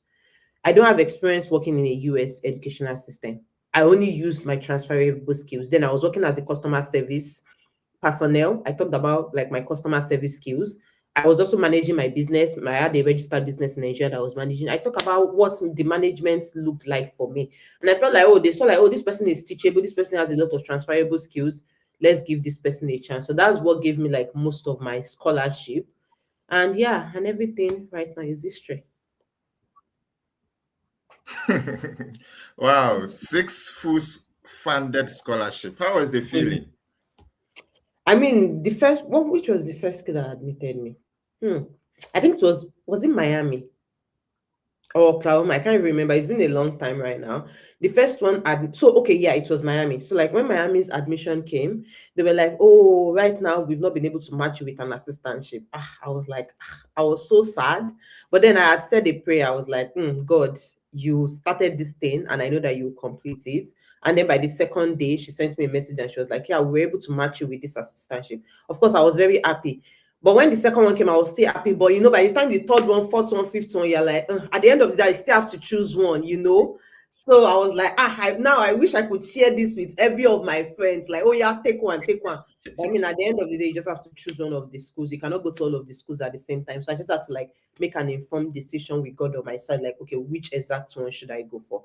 I mean, it was very nice, and I think it just like told me, like, it showed me something. Like, if I put my mind to something, I can achieve it. Because as at the time I started, I just knew that I wanted to leave the country. I didn't know like what avenue. I didn't even like, I was just doing something. I was just like try and error. If it works out, fine. But I just know that I had like this strong willpower and determination that whatever it is that I've started, I will see through it to the end. So yeah. Wow, anything you put your mind to works and that will work for you perfectly. Mm-hmm. That's a nice one. Sometimes when you sit on the laptop, it feels like the scholarship have been exhausted. Mm-hmm. Do you think there is still hope for us when it comes to scholarship? Because sometimes, you know, people reach out to us as it's like they've applied and applied and applied and they are not getting the scholarship. What should we do so we can also get at least 3 or 6 scholarships and we can also make informed decision as you did? Mm-hmm. I would say when people reach out to me like that as well, when they say, "Well, I've been doing this, I've been doing that," I ask them to rethink the admission process. Because the thing is, if you keep submitting the same thing over and over again and it's not yielding you results, there's something wrong somewhere. You know, if it's that, oh, maybe your degree, like, okay, let me give an example of like someone that applied. The person, so on the application thing, they wrote it that you need GRE if your GPA is not up to 3.0. And when I read that, the person was like, "Oh, I applied in 20 this, I applied in 20 this." they were not giving me admission. I said, okay, let me ask you some questions. What did you finish school with? He said 2.2. I said 2.2 doesn't mean that you cannot have up to 3.0 on a scale of 4.0. What particular GPA did you finish school with? I said, you know what? Convert your transcripts unofficially. Let me know what we are working with. When he converted it, it was 2.8. And I said, let me see an example of a school you're applying to. He showed me the school. I said, these people clearly wrote it there. If you don't have up to a 3.0 GPA, they need a GRE to show that you are prepared for grad school. I said, you see, this is the exact reason why you've not been getting the admission. You do not meet up to their GPA requirements. If you know you now, there are some schools that will ask you for 2.5. Those are the schools you should be targeting if you know you don't want to write the exam. So I feel like, and that's what I tell people, the fact that somebody comes here and says, oh, I got admission, this does not mean that that is the general thing that will work for everybody. Do your own individual research. I got admission at Miami, does not mean you should not do your own research to ask, how did she get the admission? Again, when I was applying, I looked at requirements. You need to be, as much as these people are looking for you, you need to also ask them, did you have my own requirement? My own requirements is, I didn't want, as at the time I was applying, I didn't have a lot of money. I didn't want to involve my parent. In fact, I didn't involve my parent until like the last final straw. I didn't want to do application. I don't want to do official transcript, because for official transcript to mean that we have to be sending official transcript with money to all the schools that I wanted to apply to. So those were my requirements. I wasn't going to write the exam. I wasn't going to submit official transcript. That is my own requirement. And then I look at their requirements. Do I meet your requirement? Do you meet my requirements? And that was how I was able to apply to the school. So we think the Wow. process is what. No, no, I like what you're saying. So normally people say that. I keep on saying that when you go for humanizing, and you don't get a woman, it means you didn't look for the one your size, Mm-hmm. right? So universities obviously have the things they want you to get, and so if you don't meet that standard, there's other universities that are looking for what you have. Yeah. Right. Anyway, man, let's continue. Yeah. I think today you are really educating us, and I'm sure our friends from Nigeria who have tried and they are not getting may learn from the tips you are giving us. Mm-hmm. So have your plan, then you have to make sure that you then align your plan to the plan of the university. Is that not it? Yeah, that is it. Oh, okay. Because there I was think this. it's a nice strategy.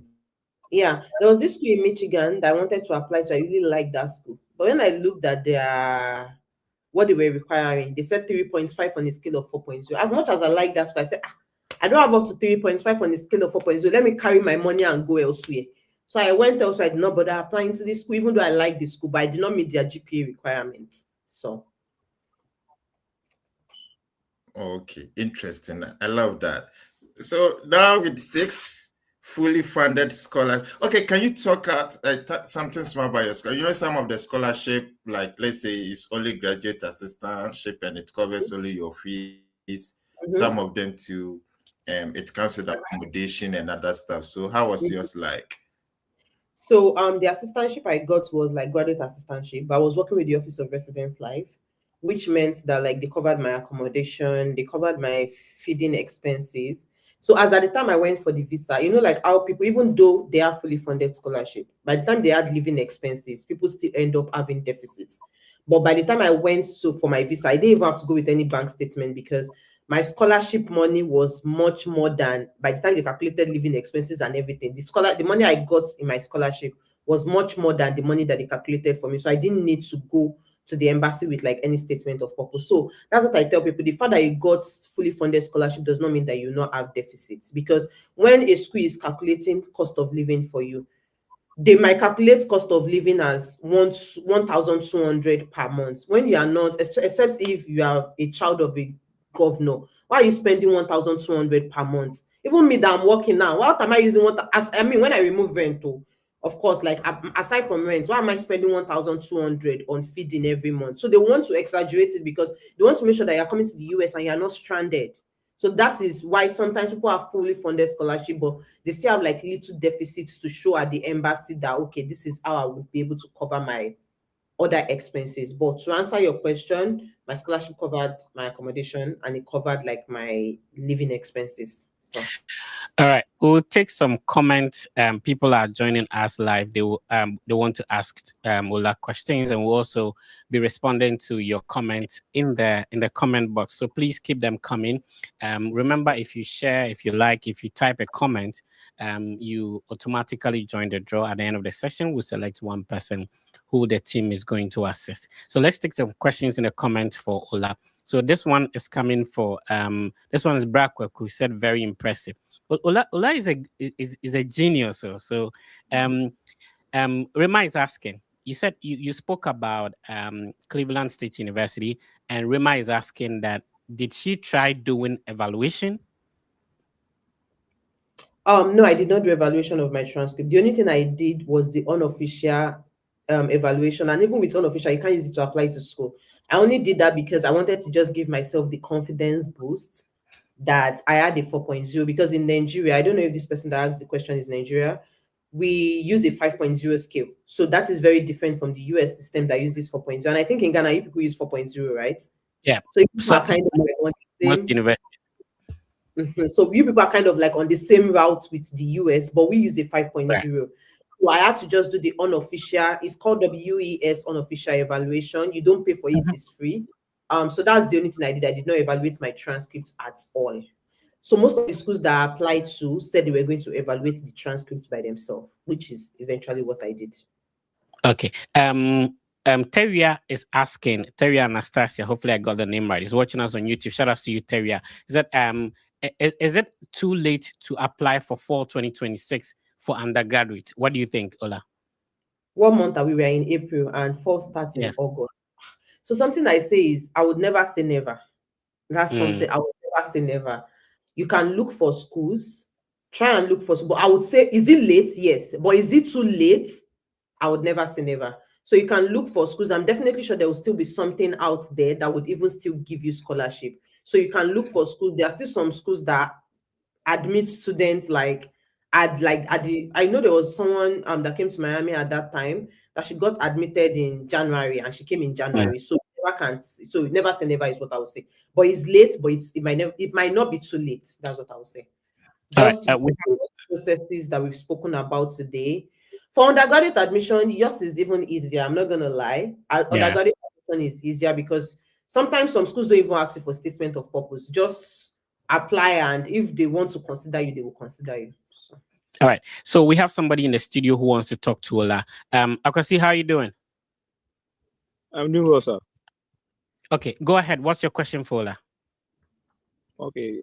If government, I'll be going for my interview, F1 interview on 24th April. And I have no idea about the interview. I just came across, my brother sent me your link, and I just came across your videos that you were even on live today, and I joined. Great. So, Ola, for somebody preparing for the visa interview, how many times did you go for your interview, Ola? We didn't go to that question.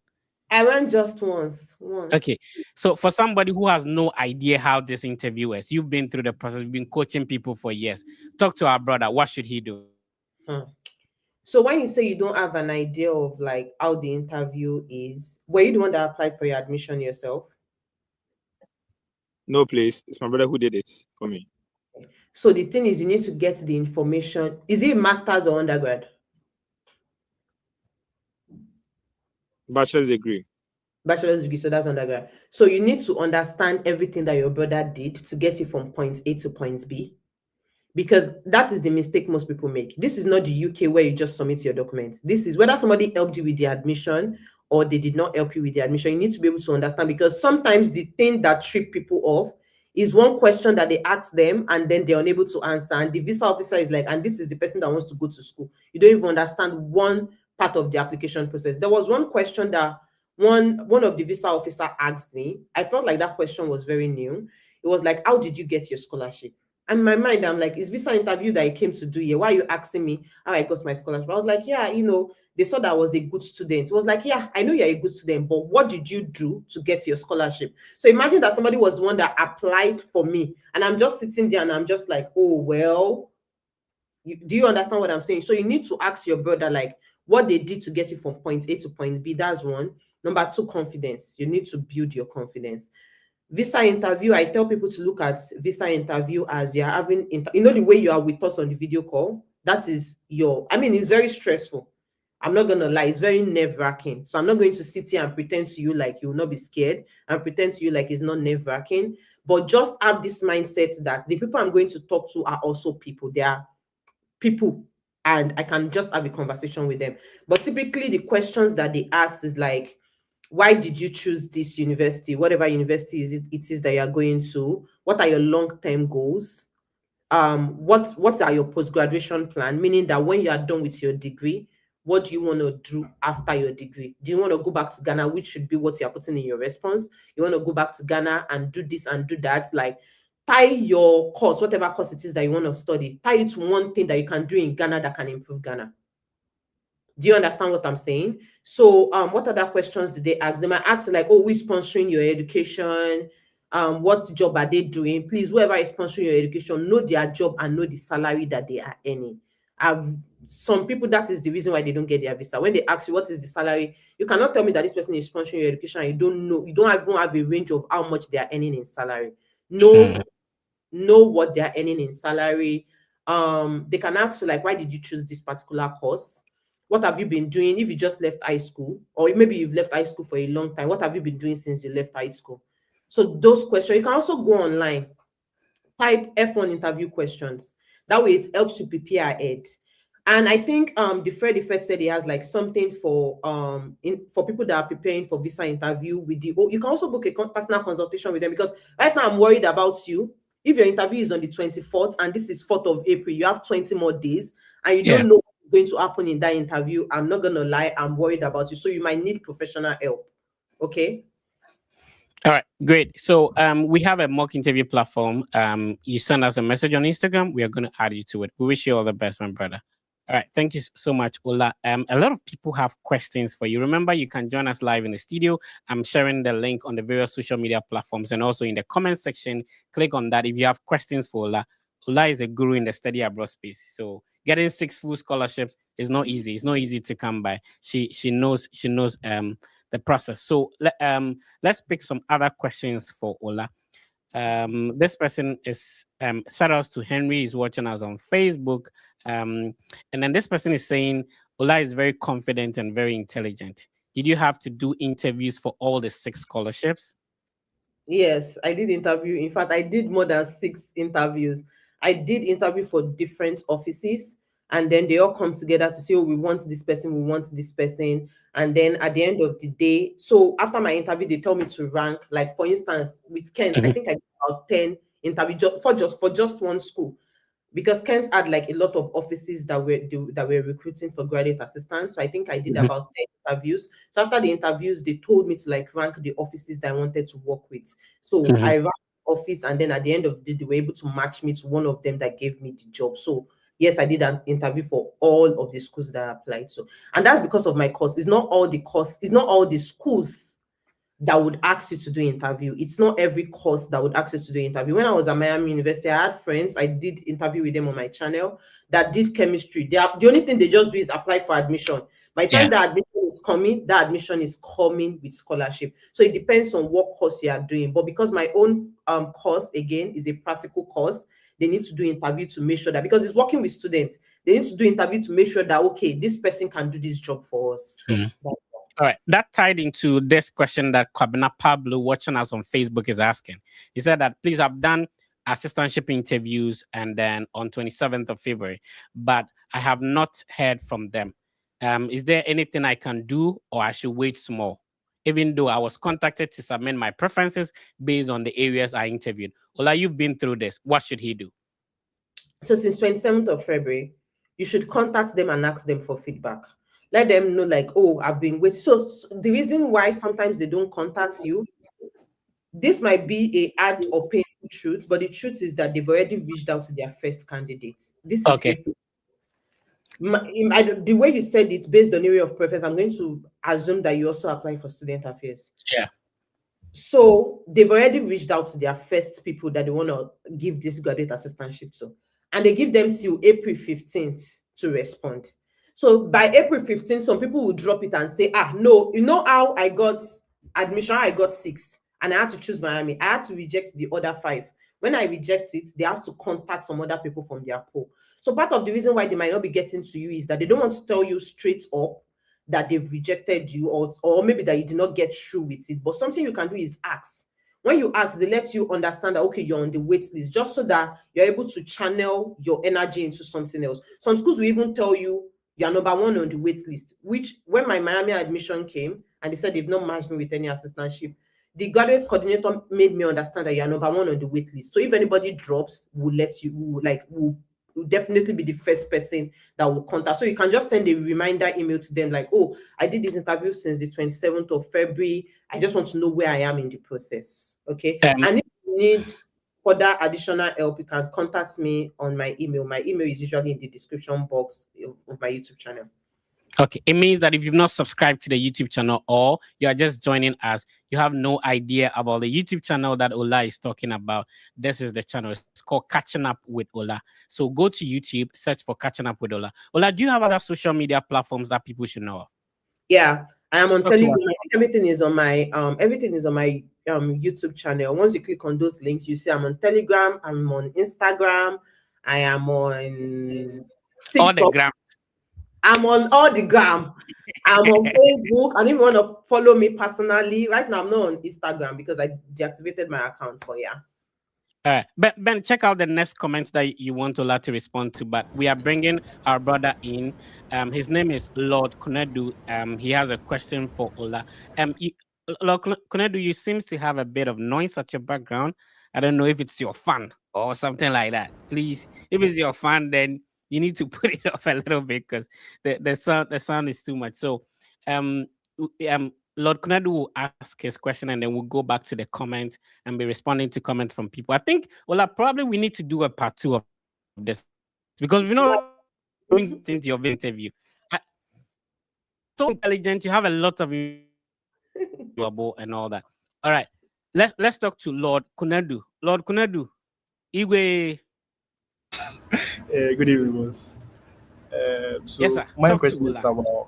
my question is about the West evaluation. Like I submitted an application around February 22nd, and my university said like they sent my documents to them, but up to now they have. Yeah, muted. So so uh, did you hear the first part? Or I should You just sent your application to the university and that was where you cut off. no. I'm talking about West. Okay.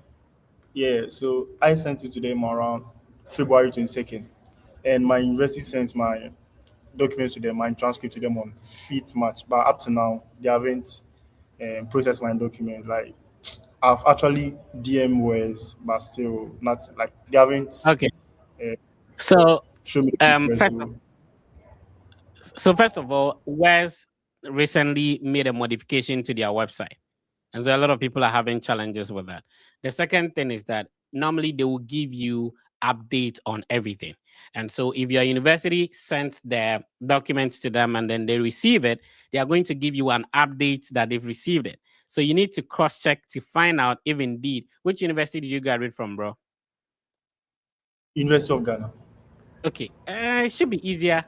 So because West has connections with the University of Ghana, and so it should be easier. So what you can do is to check your dashboard, right? And then there is also this is an unconventional way. There's the CEO of West or something. She's on Instagram. No, she's on LinkedIn.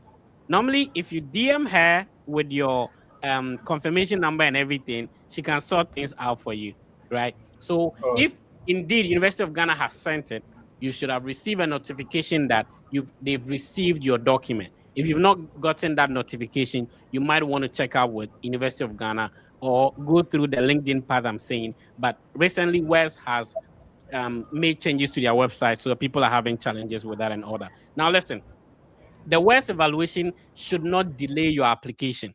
So it shouldn't be the case that I am waiting for West to get my transcript evaluated before I start my application. Even if the transcript is done, like the evaluation is done today, the schools you're applying to that require evaluation will not give you an opportunity to upload your transcript.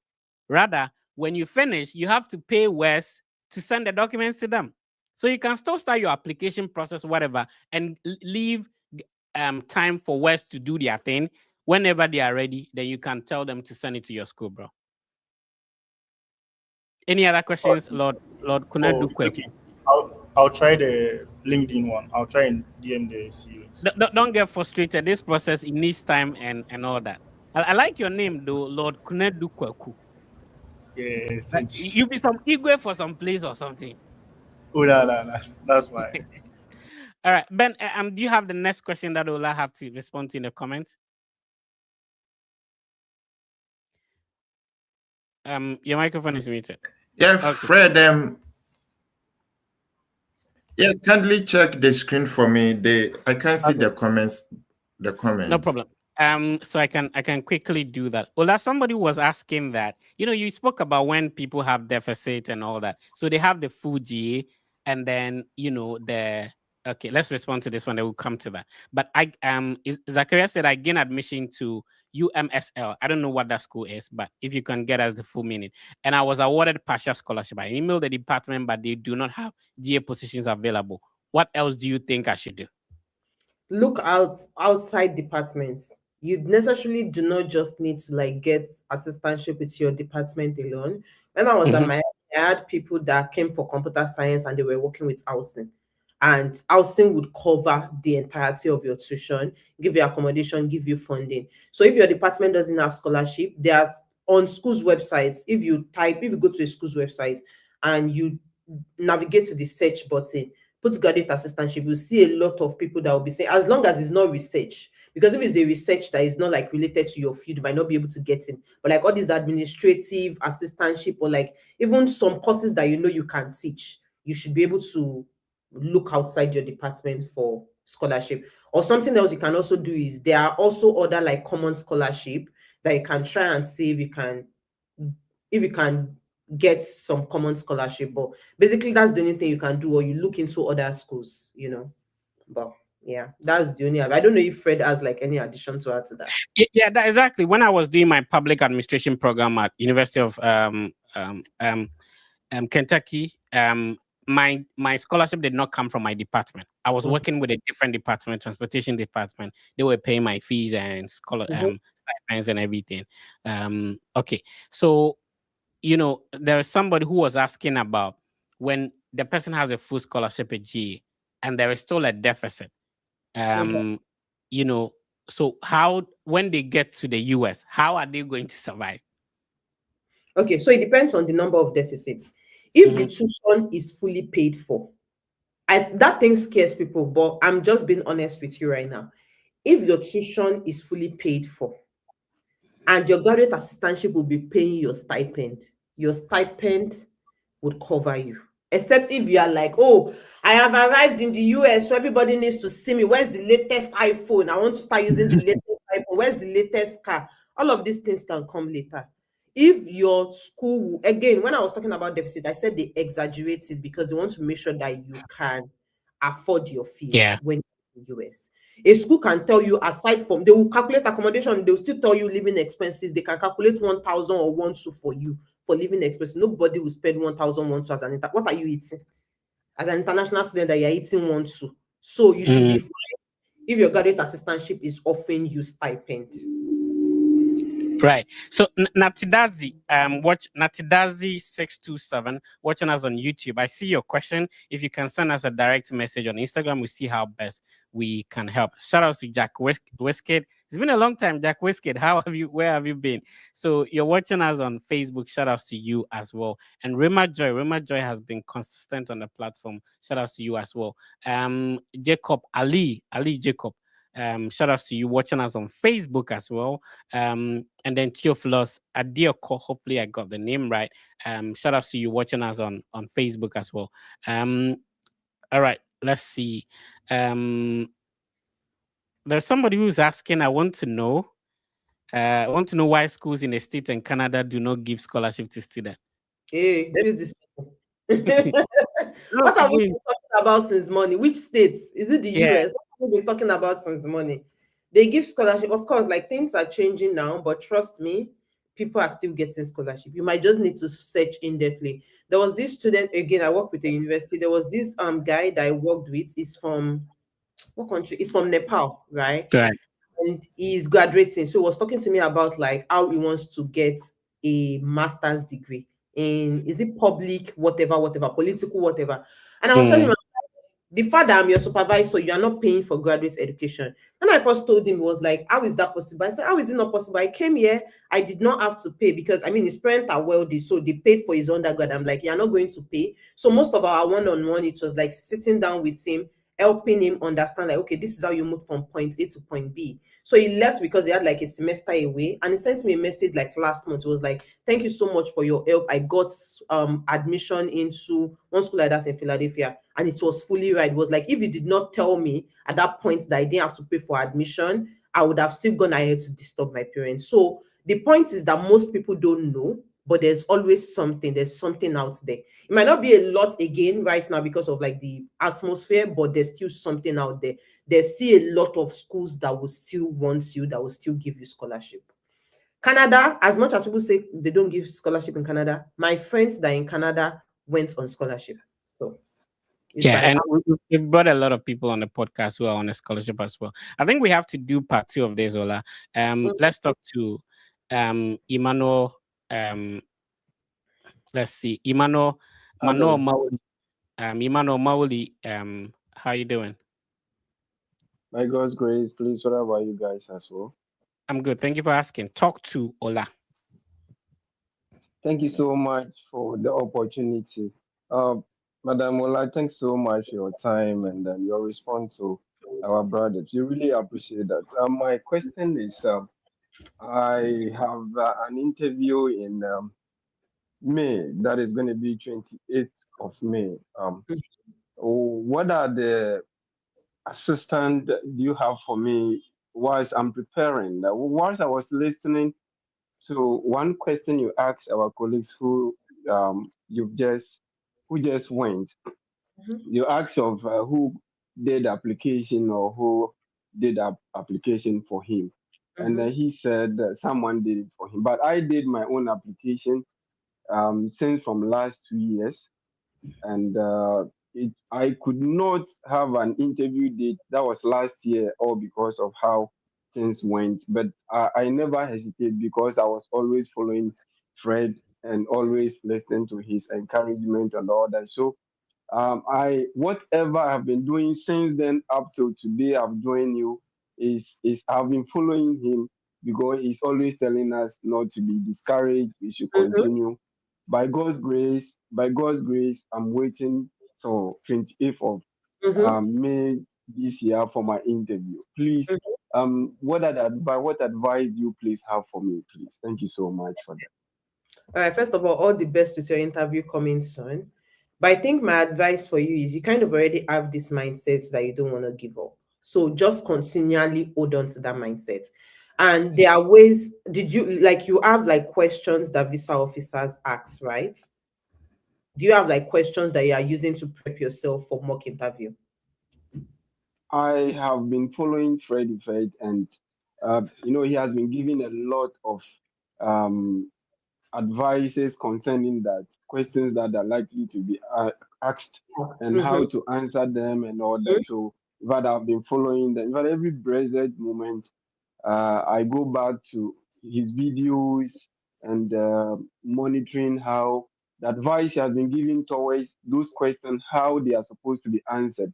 But that is what I've been doing till today. I'm pleased speaking to you. Okay. So something I would say is, first of all, have this mindset that visa interviewers are not wicked people. It's what you give them. And I tell people it's better for you to over explain than under explain. It's just like sometimes we do interview for college students. I know, like I've worked with this person before. I know that this person can do this job.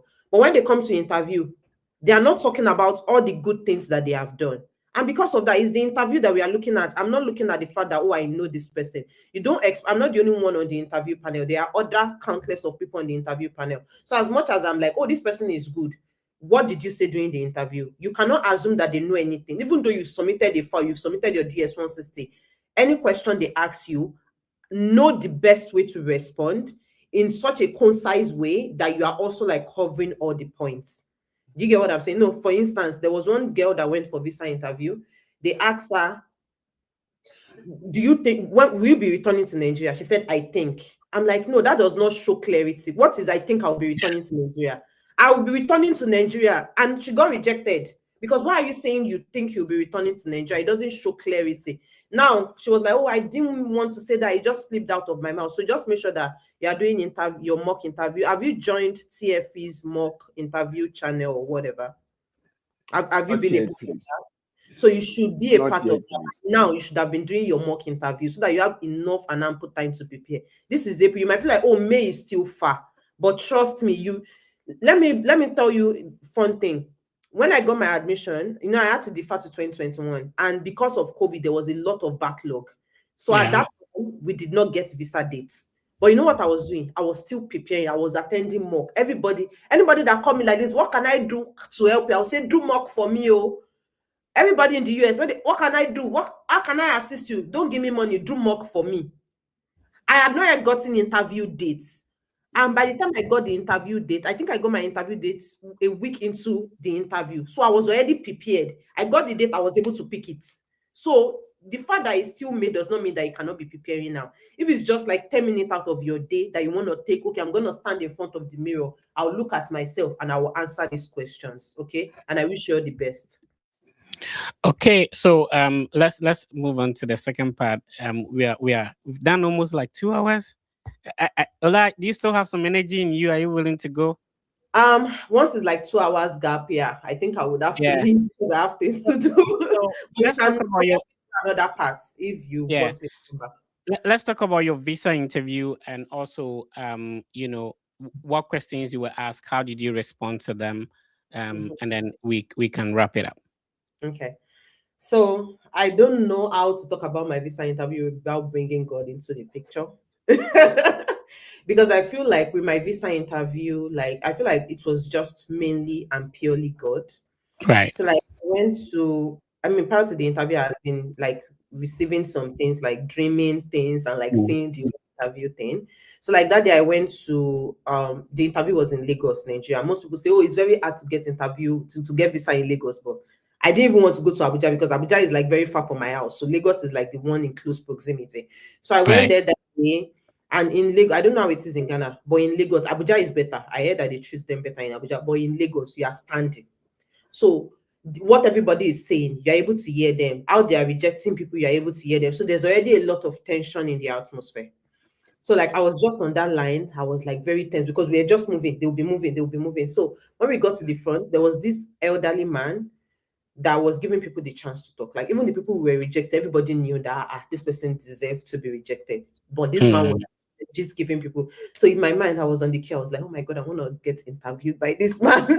At least he will give me the chance to say what is in my mind, And then by the time they were doing it, they gave me like one other guy. It wasn't that man. The man was beside. I was like, but I'm like, oh God, whoever will give me my interview today, whoever will give me my visa today is who I want to interview with. So when I get to his presence, so before then he was rejecting people, but like the person before me, he accepted them. So that made me a little bit scared because I'm like, is it reject, accept one, reject, accept one, right? So when I got to his presence, like unlike other people, where like you greet them, they will respond. I greeted him, I was like, good morning, sir. He didn't respond to me. He was typing, but I still maintained eye contact. He was typing. The questions that I was asking other people, why are you going to the US? He didn't ask me. He just said, I see that you are going to Miami University for student affairs. I said, yes. He said, why are you going to Miami? So he went straight into the why question. And as I was talking, he was like, pause. Are you reading from somewhere? I said, no. It was like, why does it feel like you're reading from somewhere? Look at me. I want us to have a conversation. So that's why I say that I don't think I can take God out of it, because some people will just say, oh, are you reading for somewhere? Your visa is denied. You get what I'm saying? So yeah, then he asked me like why university. He asked me like how many schools I got admitted to. He asked me what I had been doing since I left college. Then he asked me why the scholarship. I feel like that was the question that threw me off a little, because it was like, I see that you had a lot of scholarship, because they asked me how many schools admitted me, how many schools gave me scholarship. I said 6. I see that you have a lot of scholarship. How did you get the scholarship? And also, you had my I-20, so you saw that this money is more than the money that you're supposed to, like, how did you get it? So I'm like, yeah, the normal generic answer. They saw that Megusi was like, yeah, I know you're a good student. What did you do to get this scholarship? And then I explained to him, like, why I submitted my application, I interviewed with a lot of departments, and then Residence Life decided that, they wanted to give me a chance and all. And then he looked at me and was like, what was your bachelor's degree in? I said, English language and education. And he said, oh, education. I said, yes. He was like, I'll be giving you a chance. And that's how he said your visa has been about. I did not hear anything. He said again after that. So yeah, so that was just like, he didn't really ask me a lot of questions, because when I went to the interview, I was already preparing. Oh, what will you do when you come? He didn't ask me that. What will you do? Why are you doing student affairs? I was already prepared. Like, my head was hot, but he didn't get to ask me a lot of questions. He asked me the why Miami question twice. That's something else. They might want to throw you off. They asked me the why Miami question twice. He asked me why Miami University. Again, he came to ask me, said, you said you got 6 admission. Why not go to these other universities? But I already knew that he was asking me why Miami again. So I responded again with why Miami. So yeah. I see, very sensitive topic. Right now, most Nigerians are unable to go for visa interview in their home country. As somebody from Nigeria, I mean, you could see yourself in their shoes and stuff like that. What are the options for them? What should they do? So something I've been saying is we should just keep praying, right? Because I feel like it's a ode, and ode can be altered. So just praying. I know some people are still like doing the whole admission thing. I know, like, I had a friend that is applying for 2026 with the hope that things will get better. And if it doesn't get better, they will defer to 2027. But something I can also tell people is start looking into other countries. There are thousands of countries in this world. Start looking at other countries. There's UK, there's Canada, there's Australia. Canada also offers fully funded scholarship. Australia has fully funded scholarship. Even UK, there's the Chevening scholarship, there's the Commonwealth scholarship. Start looking into other countries. That does not mean that you should give up on your American dream. You can apply to American schools, but you can also apply to other countries as well. So that's like the best thing I can say right now, because right now nobody even knows what is going to happen tomorrow, and these are things that you cannot control. So just do your best, continue to pray to God. We are all, if you're whatever way you know how to call God, continue to pray to God, and I know that success will be assured for all of us, including myself. Have you ever been home since you came to the US? I was Okay. home in last year. I just came back from Nigeria last year. Oh, So I see.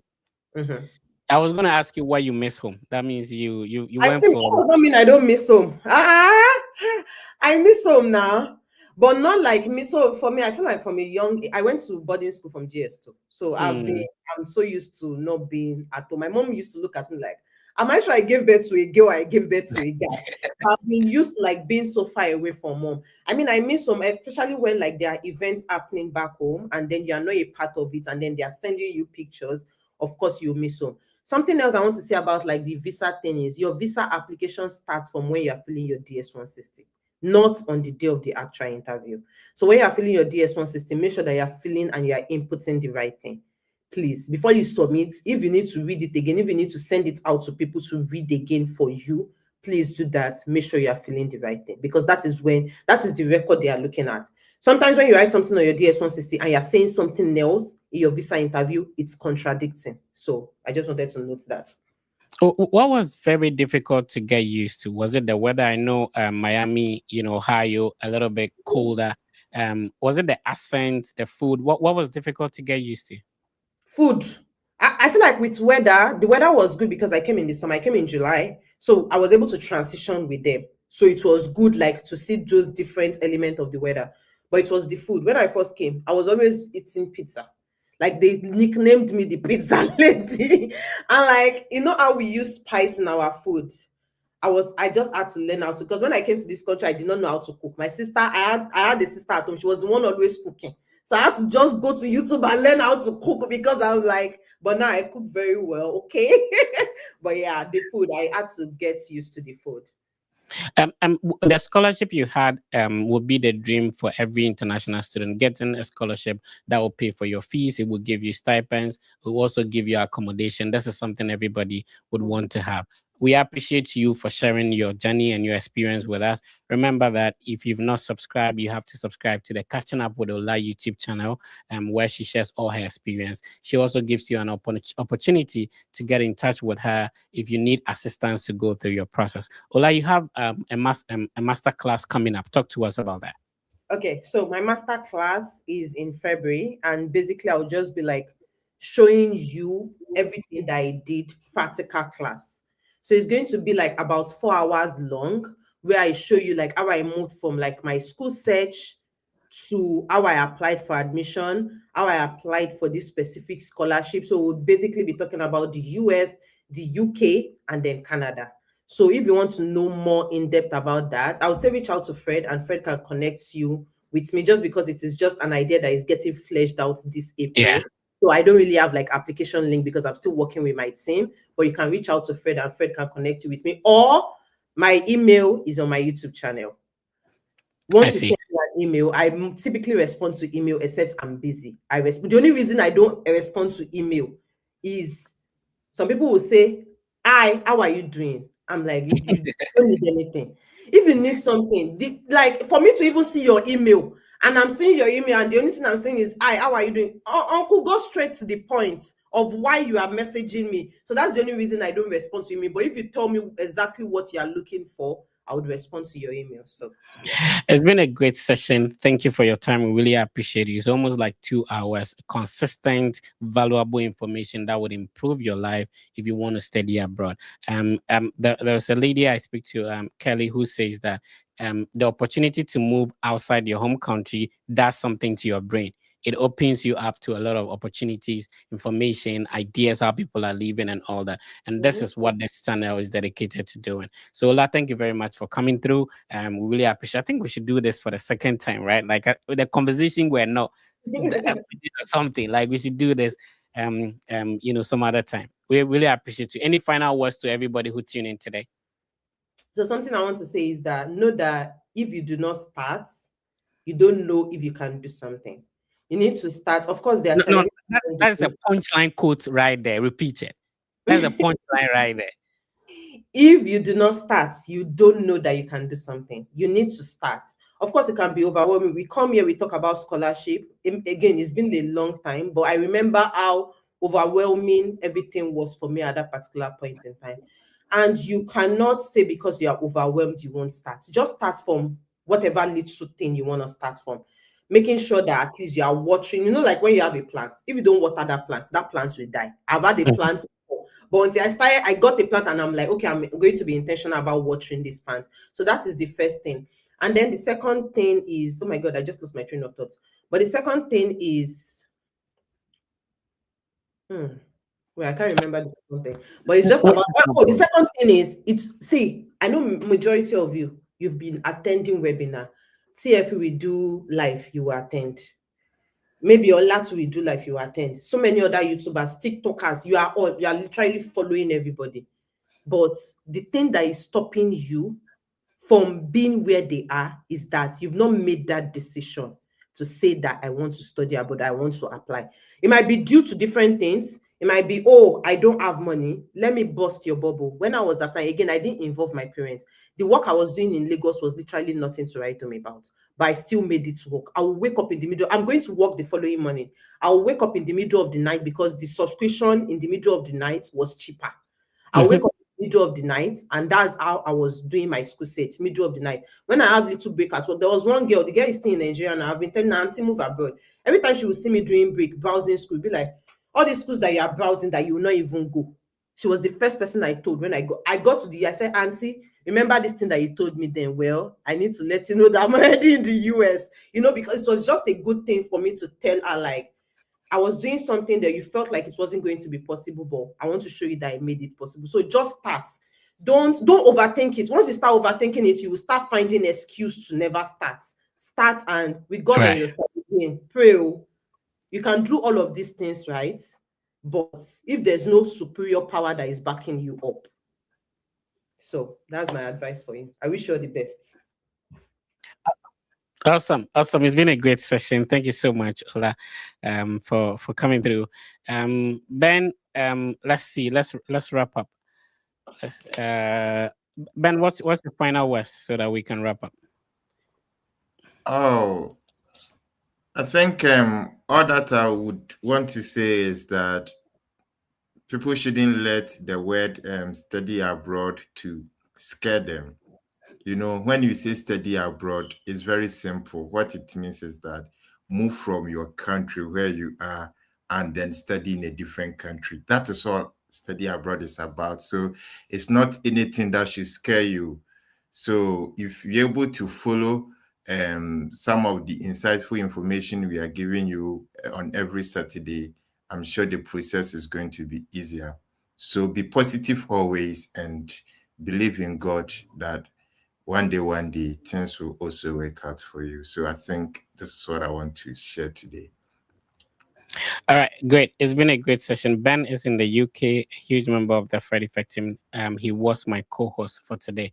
Thank you for tuning in. It's been another insightful episode of the Study Abroad podcast with the TheFredffect. Remember, we're streaming on TikTok, we're streaming on YouTube. On YouTube, we have about 180,000 family members. That's a huge social media platform when it comes to studying abroad. And then on Facebook, we have 160,000 family members. On TikTok, we are over 210,000 family members. On X is about 50,000 family members. And then on Instagram, we are about 31,000 family members. This is the biggest study abroad content platform. And it's been close to 10 years of consistent information on how you can study abroad with credibility and also with personal experience going through the process. We do this with a fear of God and knowing that, the work we are putting in has improved a lot of lives. Whenever I step foot on any campus, I have a lot of people coming to me. Oh, Fred, I saw your video, and that's what helped me get here.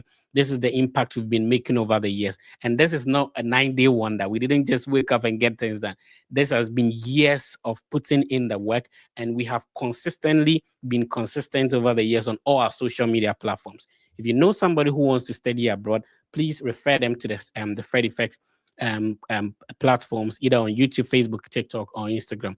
Also, if you need help to go through your process, it's simple. Send us a direct message on Instagram. If you need help paying your service fee, visa application fee, enrollment deposit, the team can facilitate your payment. Send us a direct message on Instagram. On Instagram, we respond very quickly. Just search for the TheFredffect. It is verified. You can call us over there. You can send us a message. You can send us a document, so it makes it super easier.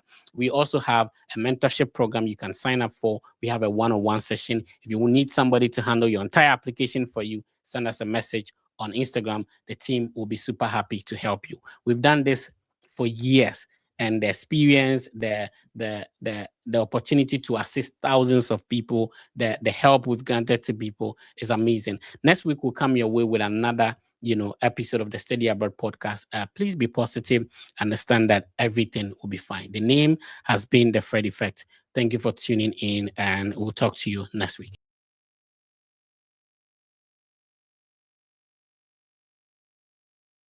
Yeah, I forgot before I go, I have to give shout outs to the team members. So shout outs to the members of the TheFredffect team. We have a whole team that puts this thing together.